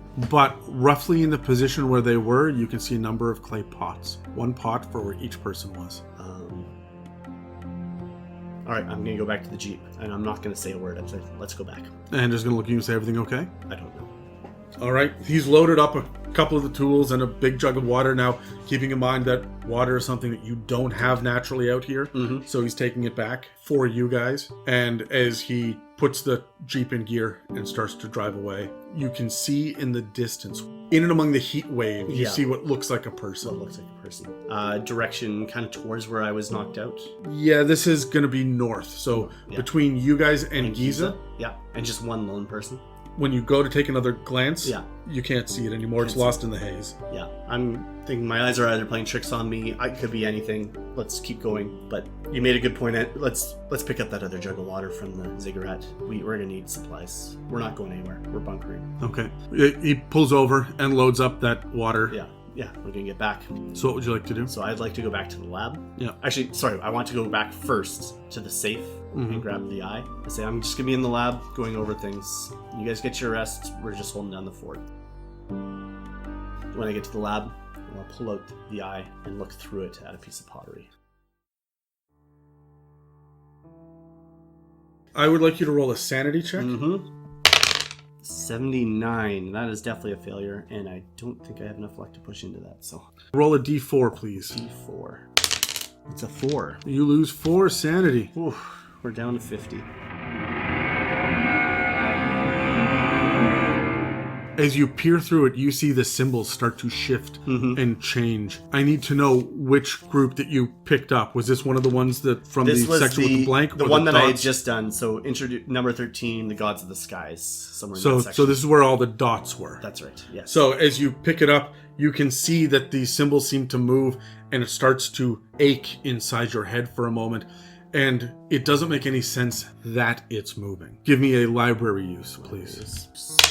78, that's just a success. It has the same symbol, and the symbol seems to shiver and twitch as you look at it. It doesn't seem to be able to translate properly in your mind as you look at it, and you can sense that this is what's giving you a piercing, loud whine through your head. But while you're looking through the green quartz, you can see that the hieroglyphics change, and they actually merge and meld with the ones that you've never seen before, the strange language. And it starts to tell a story. It says, the messenger of the gods, the dark man, brought forth 13 gods unto this world. He enslaved the population and taught them how to build immense shrines. And that's what you can get from this one. And then what I want to do after that is take just a piece of the quartz without the eyeball, looking through the green at the hieroglyphs and see if it does the same thing. Yes, it does. It does, yeah. Anytime that you peer through the green splotches inside the crystalline quartz, you can decipher this language. Right. I'm going to need you to roll a power check. This is with 2 penalty dice. 2 penalty dice? Okay. What's your power?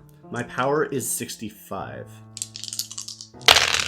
Oh, that's not good. That will be an 84. So you are unable to look away, and you are compelled to look at another piece. Okay. This time I want to pick up one of the ones with a line on. I did the dots before, right? Yeah. So this time I want to pick up one of the ones with the line. Okay, roll a sanity check. All right, sanity is now down to 52. That is a 96. That is a critical. That is a critical failure. And roll library use, please. 80, and that's a 44. I'm going to dump 4 points to make it a critical success, or a hard success, rather. You get 2 pieces of information out of this piece. You managed to pick up one of the ones that was solid and still complete.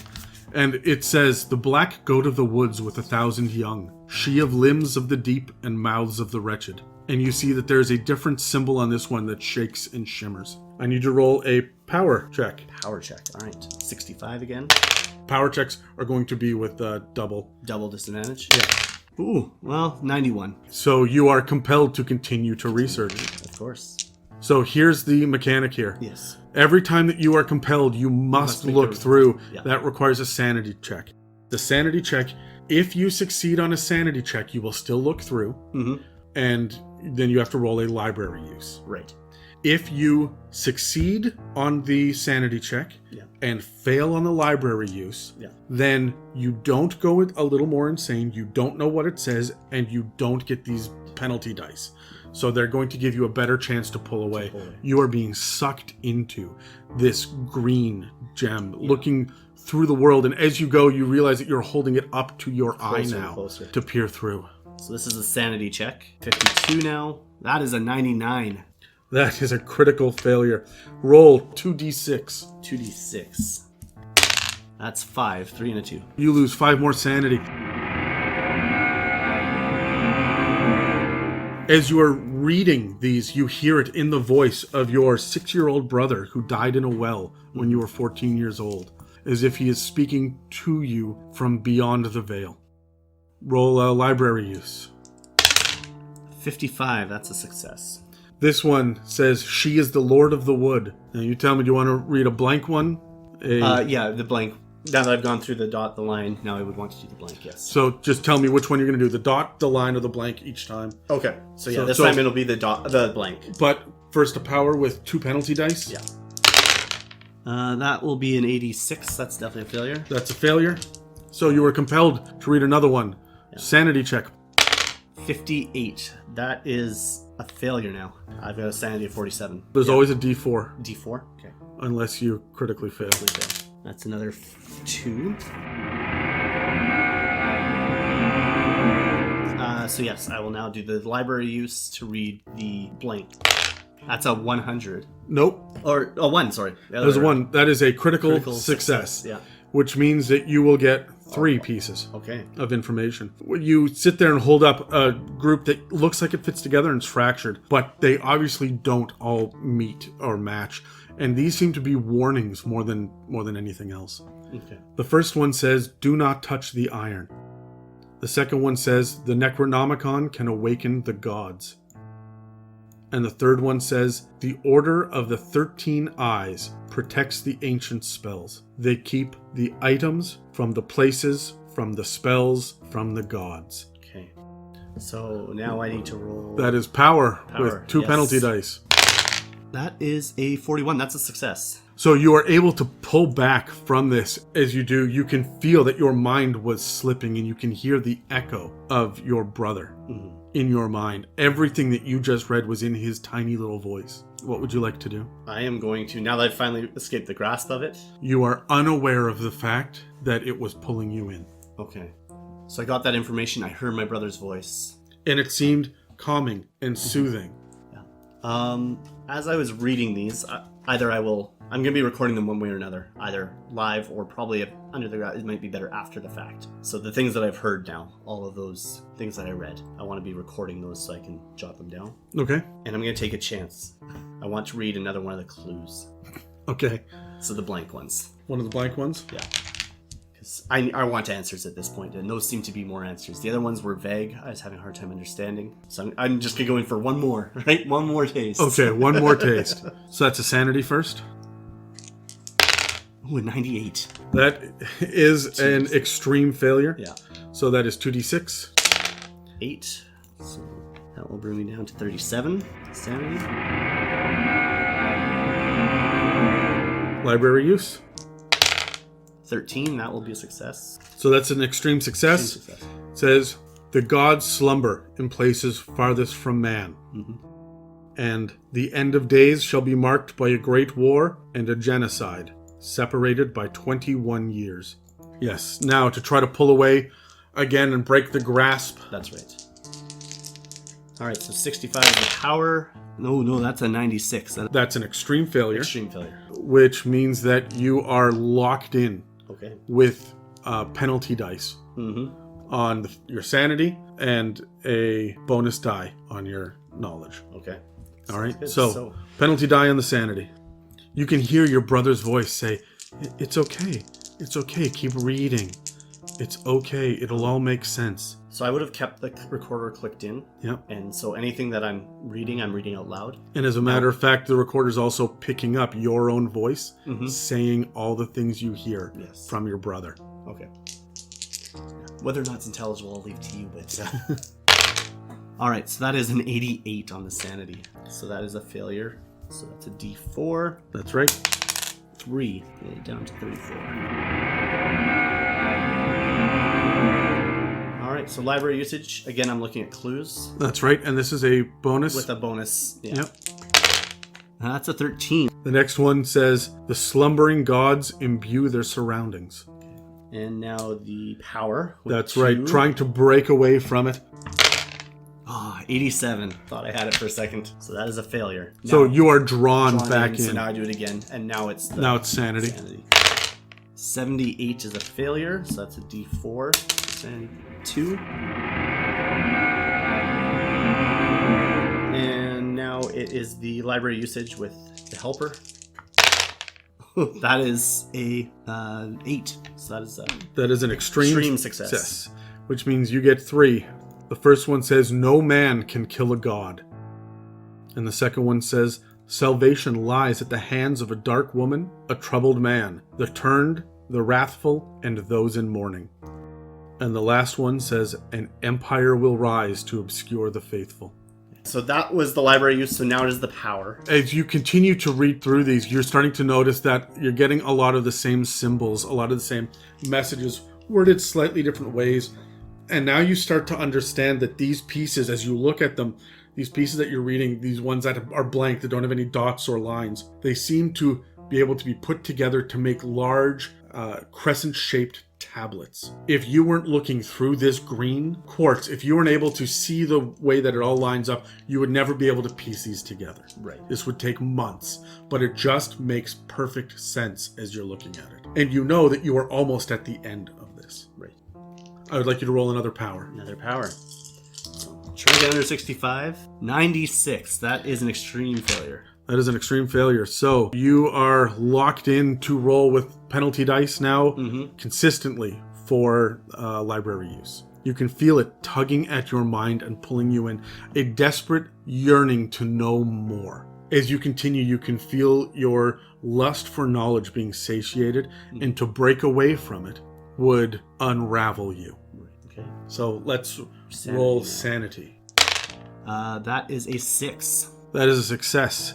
But you still have library use to look through this. Correct. With a bonus die. Yes. And both are 98, so both are failures. So, extreme failures. Extreme failures, yeah. You read, those who dream above a god can bring manifest to the god's dream. And then at the very end, there seems to be something that is written in such a way that it makes no sense even through the lens.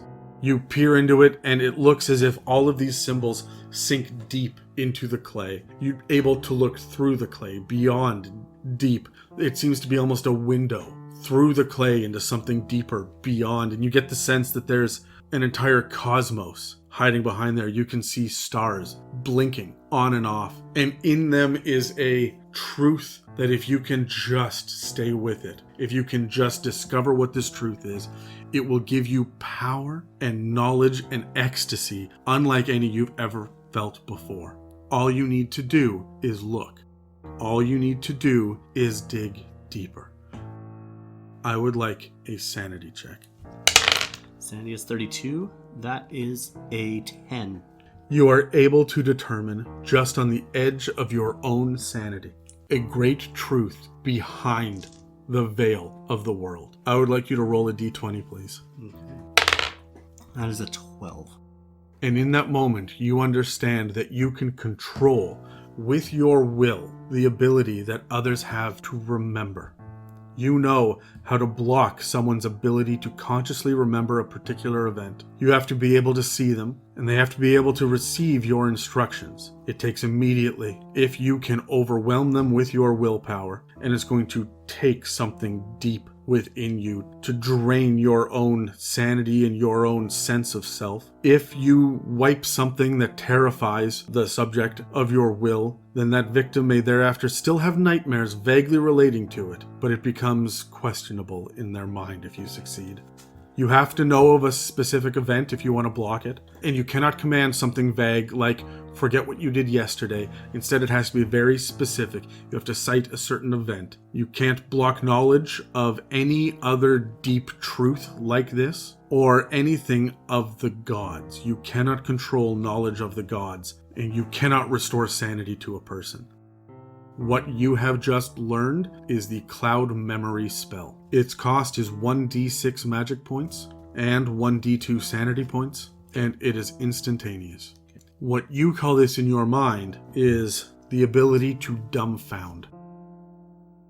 But you are still caught in the throes of this. Yes. You have now read everything here, and you're yearning for more information. Okay. Where would you like to turn? So now we're going to go back to, where did we start with? It was the line? You started with the dots. With the dots. So that's where I want to go back to. Power. Right. Okay. And that's with 2 penalty dice still? Oh yes.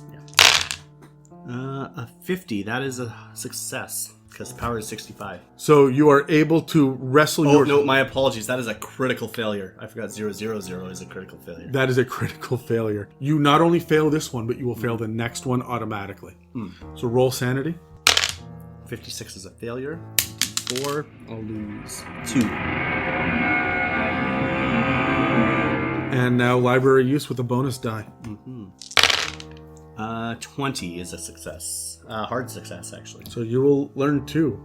He arrived in a house that flies, made of metal full of holes and a crystal infected with a color from space. In the holes await small black snakes with razor-sharp teeth. All right, power. You automatically fail this failed, so power, now it's so sanity. sanity.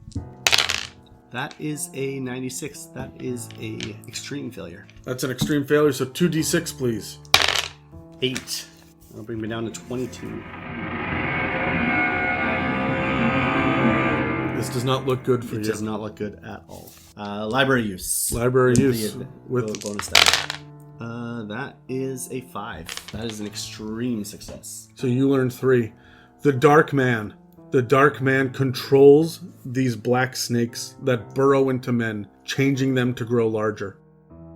These large men are fast and deadly and difficult to kill, and the large men in time will grow immortal. Power. That is a success. 33. 33. You are able to wrestle yourself from this. If you would like, you can pull yourself free from this, knowing that you've worked your way through half of these pieces with dots and through about a quarter of the ones with lines. Almost in a fugue state, you have managed to piece them together to make these small jars and pots that have been smashed, and you realize that each one of these tells a piece of the story. And when you put them together and you line them all up, it becomes very clear what they're supposed to say, and they make a lot of sense. But as you put the green quartz down, the knowledge starts to fade from your mind. You know what it said, but you don't know how it says it. The translation disappears. Right. There's still the echo of the voice of Of my brother. of your dead brother, who is speaking in a childlike voice to try to pull you back in. There's now a draw from this item itself. You also hear slight whispers in the back of your mind to go and pick up the iron. When you look down at your watch, you realize that you've been here for about 6 hours. And no one's coming to check, or... No one has come in to check. As a matter of fact, it's now past the end of the workday, Mm-hmm. and you were not there to receive Major Linwood's message. Right. Patty wants the answers. He wants to be able... He hasn't quite found what he's looking for yet to pull people out or to rescue anybody, so he wants more answers. I think he's going to go back in. Okay. So, we'll start with the sanity check first. 40 is a failure now, so D4. 3. Library use with a bonus die. Alright. That is a 21. That will be a hard success. Let's use some luck and get to an extreme success, because that's 5 points to get to an extreme success. The messenger of the gods need 12 of these blasphemous large followers to kickstart the end of days. Each follower represents one of the slumbering gods, and the Dark Man himself reveals the father of all gods. Each one of the gods requires a fervent mass of worshippers to drink from when they wake. I'm gonna roll power now with the 2 extra dice. Ooh, that's a 91. And we'll go to sanity. This is sanity? Yep. And just straight now. 31. Oh, so close. I'm gonna jump. Oh no, I'm down to 19 sanity. I'm still gonna dump it. That'll be 12? Mm-hmm. 12 luck? What's your luck at? 12 luck. So that will put me at 29. 29 luck? Luck, yeah. Okay. So you were able to succeed on this, so you don't lose any more sanity? That's right. Roll library now. That is a 64. That is a success. You read enough of this now to understand that the Dark Man's name is Nyarlathotep. As named by the Egyptians, he is the messenger of the gods, the Dark Man. He is sent to wake them up. He brought them back to this world. And the reason that it is shaking so violently is it says, and he has awoken. Okay. So, power to break free. Power to break free. Power to break free. I rolled a 48, which is enough to break free. You managed to pull out, you now have the name of this Dark Man, and you know that he is awakened. This has shocked you now. At this point, I think I'm going to pull away from that green eye. And I'm going to quickly try and wrap it up. And as I'm doing that, I'm realizing all of this quartz does the same thing. That's right. And it needs to be separated. As you come to and you look around the tent, you realize it is dark outside. It's nighttime now. The day has slipped away from you and no one has come to interrupt you for hours. There's a whispering in the back of your head to go pick up those pieces of iron. I remember the warning. It said, do not touch the iron. And so I can use that to kind of push that voice in the back of my head out. And I'm going to try and find a lantern. I assume there should be one in there, hopefully with some oil. Yes. And I'm going to head on over to the mess hall and to the bunks to try and find out what's going on with the corporal, the privates, and the 2 people. You go to open up the door to the mess hall, and there's something pushed up against it that you can't open it. It swings in, and you can't push it open easily. And pound on the door to see if I can get anybody's attention. Call out any of the names, see if anybody answers. After a few moments, you hear O'Hool from the other side say, "Who is it?" It's me. It's Agent O'Hara. Can you roll a listen, please? My listen is 60. That is a 65. I'm going to put the 5 luck into it to get it to success. And that will move me down to 24 luck. You hear from the other side of the door something shift and move, something heavy, flop over.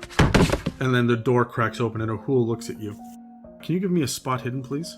Spot hidden is 50. That's a 91. That is a definite failure. Okay. I'll push it, actually. All right. An 87. That's also failure with a push. As you peer in, he manages to block this as much as possible. Hool stands there, and he's a short, chubby man, but he seems to be able to block most of your vision, as if he's standing up on his tiptoes to keep you from looking in. And he looks at you and smiles and says, "Well, hello. You're awake? How are you feeling?" I never slept. I'm feeling fantastic. I'm feeling like I could eat the world. You know, you've seen. I have seen. What did you see? I know the black goat of the woods. She awaits us. She of 1,000 young, the lord of the wood. She of limbs of the deep and mouths of the wretched. She hungers. They hunger. We hunger. She slumbers. She hungers. Soon she wakes. And he smiles at you and he says, "Amelia, what would you like to do?" I just want to try and see what else I can pull out. He blinks one eye at a time at you. What is her name? Have you learned her name? And he says again, "She is the black goat of the woods with 1,000 young. She slumbers where life teems." But have you learned her name? Have you learned enough? No. Do you have the eye? I do not. This is a fast talk check because you are lying now. Mm-hmm. He's going to roll psychology. Yeah, my fast talk is a 5, so that's a 31. That's a failure. I don't have enough luck. He got a success, so he looks at you and he narrows his eyes and says, "Give it to me," and charges you. What's your dexterity? Dexterity is 80. You're going to go first. He's running at you. Okay. What would you like to do? I would like to step aside, and as I do, try and put out a foot to trip him. Okay, so this is just a fighting maneuver, so it's Sure. fight brawl versus fight brawl. Fight brawl versus fight brawl. My fight brawl is 25. That is an 8. That is a hard success. He got a success on his, but you had a hard success, so yours wins, and you are able to trip him and knock him down. He is going to fall for 1 point of damage. And he falls and snarls. What would you like to do? I would like to pull out my service revolver and point it at him if he and command him to hold still. It's his turn to get up and to fight at you, but he used his fight brawl against you, so his turn is done. So you pull out your revolver and tell him, don't move. Give me a charm. A charm? Charm is 40. That is a 100. That is a critical failure. He does not even hear you, and he looks like he's going to come at you. Yeah. Is there anything else you'd like to do in your turn? At that point, I want to fire my pistol, service pistol at him. Okay. He is going to try to fight brawl to get you to stop because he's within range. He's going to reach for your hand. Okay. All right. 50 is my fight brawl. That is a 91. No, not fight brawl. This is sorry. your hand. Sorry. 50 is my firearms, so I meant to say, but that's a 91. That's a hard failure, or just a failure. He got a failure for the fight brawl as well. No damage is dealt. Okay. So he's able to shove your arm up. Your gun goes off, and the two of you are wrestling. Okay. That is his turn to fight back, though. So what would you like to do? Try to fire again, then. Okay. Go ahead. He's going to try to knock it away again. So I got a 46, that's a success. He got a 47, which is a failure for him, so you're able to shoot. Okay, so I do 1d10 plus 2 with my Colt 1911. Yep, you shoot him. Let's find out where. That is a 10. You shoot him directly in the neck, and his head flies back. Blood splatters. Sanity check. Sanity check. This is the first time that you fired your gun at a person. And it happens to be after the war. 14, that is actually a success. You're able to barely hold it together, thinking that there's something really wrong with him. As his head snaps back, opening up, and you can see this fountain of blood come out. And there, in the middle of his throat, beside his windpipe, is the head of a small black snake that hisses at you. Another sanity check. Yeah. 63, that is a failure. This is a D8. 3. And it hisses at you as he falls down dead, and the snake starts to writhe and wiggle its way out. What would you like to do? Book it. Just running. Just running. Where are you running? Into my office. I'm going to try and lock myself into my office. Are you going through the mess hall, or are you going around outside? Whichever is fastest. Actually, probably outside, because I'm still outside. So around and in. You get around and into the main front area, the foyer area, and then into this into the back hallway where your office is. It takes you a second to unlock it, and you hear someone yell, "Was that gunfire?" And I'm not even answering. I'm ducking into my office. You close the door behind you. What would you like to do? Lock it. First, I would want to put the eye into my safe. Okay. So I would open the safe, throw that in, sit at the desk, and train my pistol on the door. How long do you sit like that? At least 5 minutes. Nothing happens. Nothing happens. You hear a door open and close somewhere deeper in the building. I will holster my pistol, unlock the door, and peek out if all is clear. It all seems to be shadows. It's nighttime here. I imagine I'll have a lantern in my office. Yep. So I'll grab that with me, shine it out, check the hall. There's nothing. And then I'm going to walk out into the open, eyes trained, looking for any sort of movement. Give me a spot hidden. That is a 9, which is a... You know what? I'm going to dump 1 point of luck into that to make an extreme success. How much luck do you have left? 23. You catch out of the corner of your eye something moving on the ground, and it seems to be a black snake with large teeth. It's about 15 feet away from you and is slithering towards a chair. Towards a chair? I think I'm going to freak out and run. No, I'm going to pull the pistol and try and shoot it. Okay. At this point, I've just started because for once, I'm not thinking. This is a small moving target, so this is going to require a hard success. Okay. So it'll be a 25 or less. That is a 33. I can push that with 8 luck. I will do that. Okay. Make it a hard success. And that will put me down Let's roll to damage. 15. 4 plus 2 for 6 damage. You see that it just explodes. You shoot it and catch it right in the head, right in the front where the teeth are, and it just splatters. And when it splatters, you hear inside your head your brother's voice scream, "No!" Can you please roll sanity? 83. That is a failure. That is a D6.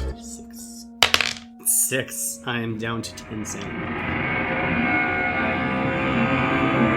And you see him out of the corner of your eye, your brother there, and he looks at you, and even though you're looking into the corner of the room, it feels like you're looking down a well and he's standing at the bottom, looking up at you with a broken neck, crying. And you suddenly understand why you are afraid of enclosed spaces. You remember looking down that well and knowing that he died down in the dark in a tight space, all alone. And he looks at you and he says, no. Can I get you to roll on a D10 table? D10 table, you got it. A 9. You get a new phobia. Roll percentile dice. Percentile. 87. At which point you shudder and you see that he blinks at you and suddenly 11 other eyes open up on his forehead. And you peer into them, seeing the cosmos behind them, and gain a phobia called triskaidekaphobia. Triskaidekaphobia. The fear of the number 13. Every time you run into the number 13, you have to roll a sanity check. When you are able to finally pull your gaze from this, you look down and see that this worm is starting to melt down into the ground, slowly becoming what looks like a pale green fungus on the ground. And it starts to slowly spread tendrils out as you watch it. The fungus starts to creep across the false linoleum floor that's here and wrap itself up around the chair. And after a little while, it stops spreading. And now there's a patch of about a foot in diameter where the snake was. I'm going to call out, is anybody there? What's going on? And a door opens from behind you. And you hear a voice that says, O'Hara, is that you? I turn around to see who it is. And it's the private that had been in a catatonic state before. Private, are you okay? What's happening? I'm okay now. I don't know what's happening. I woke up and there was no one else around except the doc, and now I don't know where he went, and I heard some gunshots, and what's happening? Where have you haven't seen Anders? No. Or the corporal? No, the corporal no, I heard his voice say that he needs to find you. He needs to get the eye. Do you have it? How do you know about the eye? I don't even know what that is. I just heard him asking. You have a psychology check if you would like to use it. I would like to use it.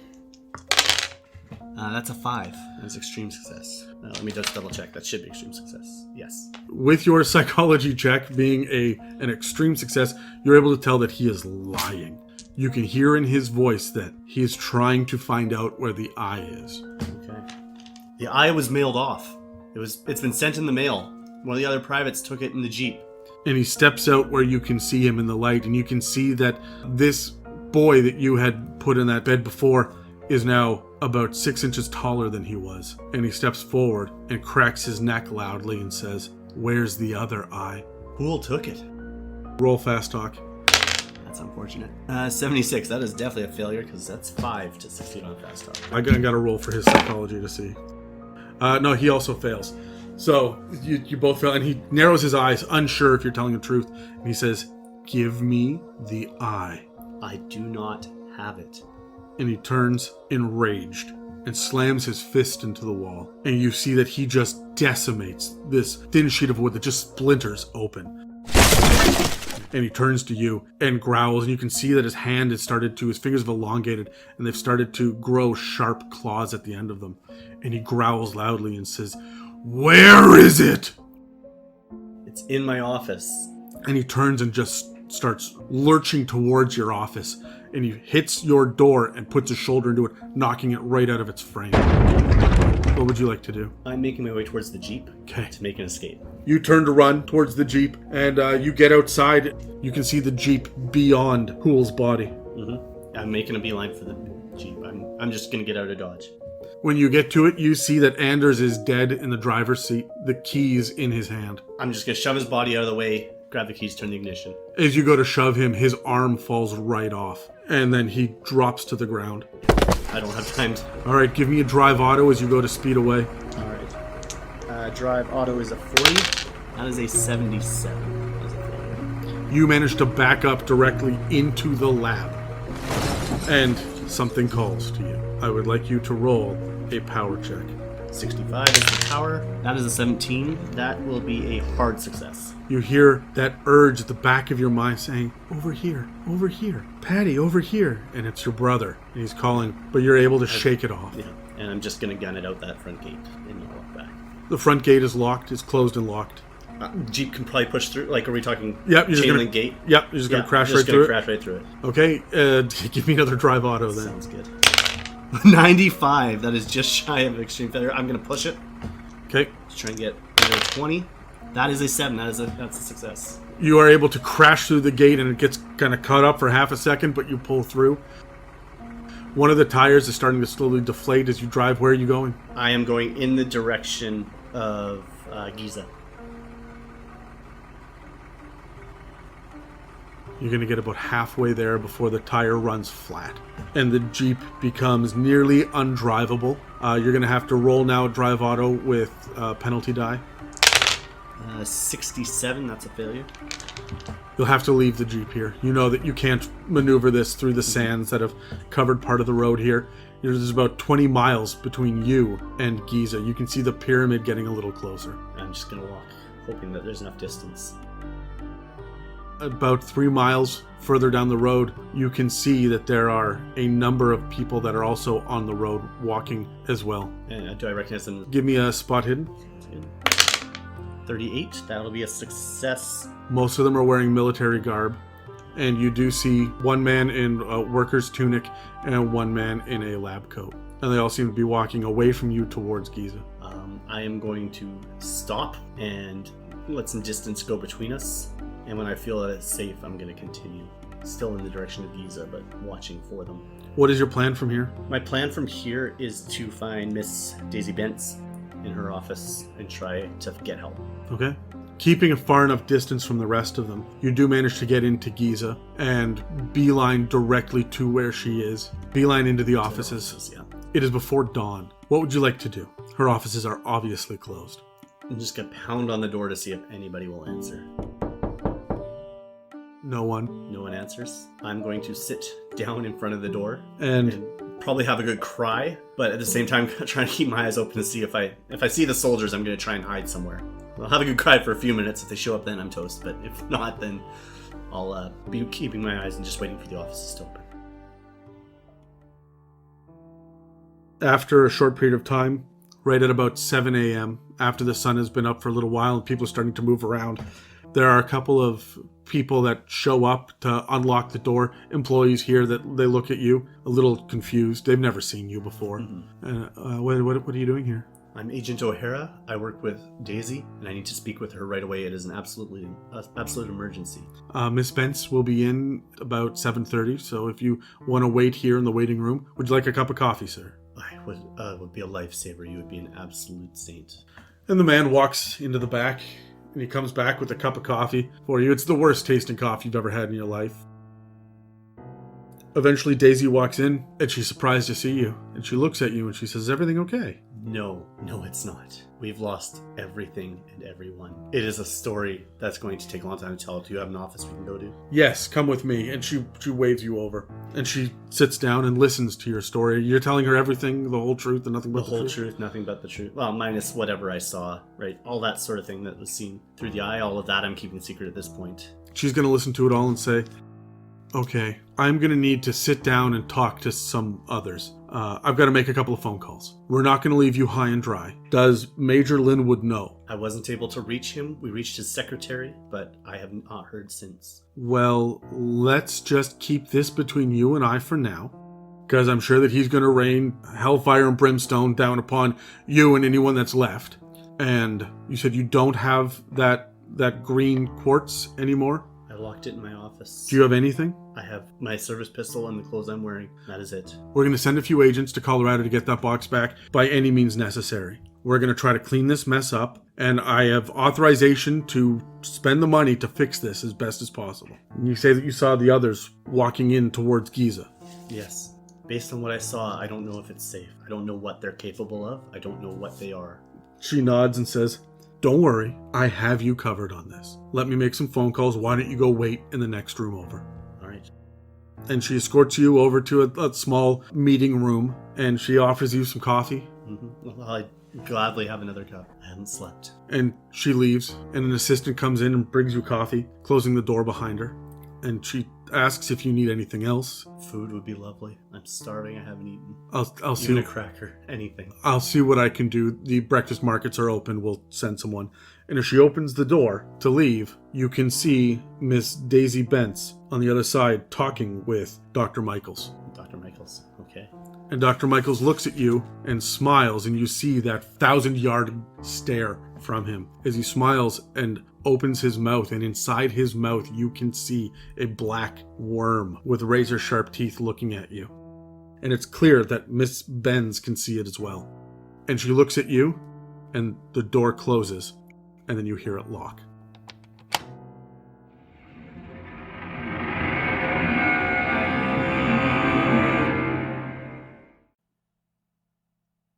This episode starred Brad as Special Agent Patrick O'Hara.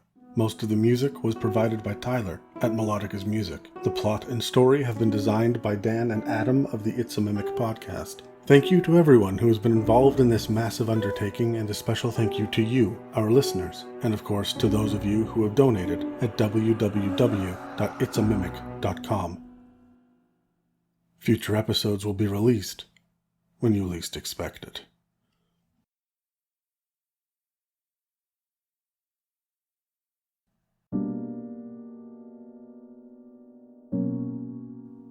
Elsewhere in the world, as Radiance Valley swells with darkness and rot, a lonely man sits in a jail cell in Denison, Texas, and spends his days praying for the safety of his young daughters. But he is not the only one who is praying. In a distant part of the country, a priest finishes his prayers before strapping on his prosthetic leg and heading to a meeting about a troubled congregation in Louisiana. In Wallachine, British Columbia, the population dwindles to 146, and an old heiress is forced to relocate. She sells most of her belongings, but an odd man named Reuben appears with wild eyes and chapped lips, offering an exorbitant amount of American cash for both her phonographs. One will be shipped to an illegal speakeasy in the basement of a library in the opposite corner of the continent. The other is destined for an asylum in the Canadian prairies. Meanwhile, two owners of a fishing and hunting shop enjoy a holiday increase of sales, which keeps them afloat for one more month. And 2 states to the south, an overstressed undertaker accepts the unidentified remains of a butchered woman that was found in the wilderness nearby. Strangely, he's received word that she's to be cremated by Christmas, even though the police investigation is still open. But back in Giza, Special Agent Patrick O'Hara is escorted to a small, windowless room in a basement below the offices of the McGregor Institute. There, he is left for 6.5 days with no food and little water to stew inside his own claustrophobia. On day 2, the single light bulb burns out. By day 4, he begins to have trouble determining if he is awake or asleep. The gnawing hunger begins to invade his dreams, and the wet sounds of slithering worms seem to haunt him at all hours of the day. He pretends to write down everything he learned from the hieroglyphics, and the fear feels a little muted somehow. When Daisy Bentz finally comes to visit him, she is escorted by 2 men who are over 7 feet tall. She places the chair on the wooden floor, sits down, and waits while one of the men replaces the light bulb. As the new bulb flickers to life, she smooths out her skirt and watches the broken man shake in the corner. Agent O'Hara blinks rapidly as his eyes adjust to the light, and Ms. Bentz swallows hard as her nose adjusts to the stench of the room. And as he cowers in the corner, she looks around the small room and raises an eyebrow at all the hieroglyphics that Special Agent Patrick O'Hara has smeared on the walls with his own filth. "Patrick," she says, "it's time for you and I to have a little conversation. You weren't supposed to open the monolith. Now you've given them a taste for humanity and set us all down a very, very dangerous road. The question is, a road to where?"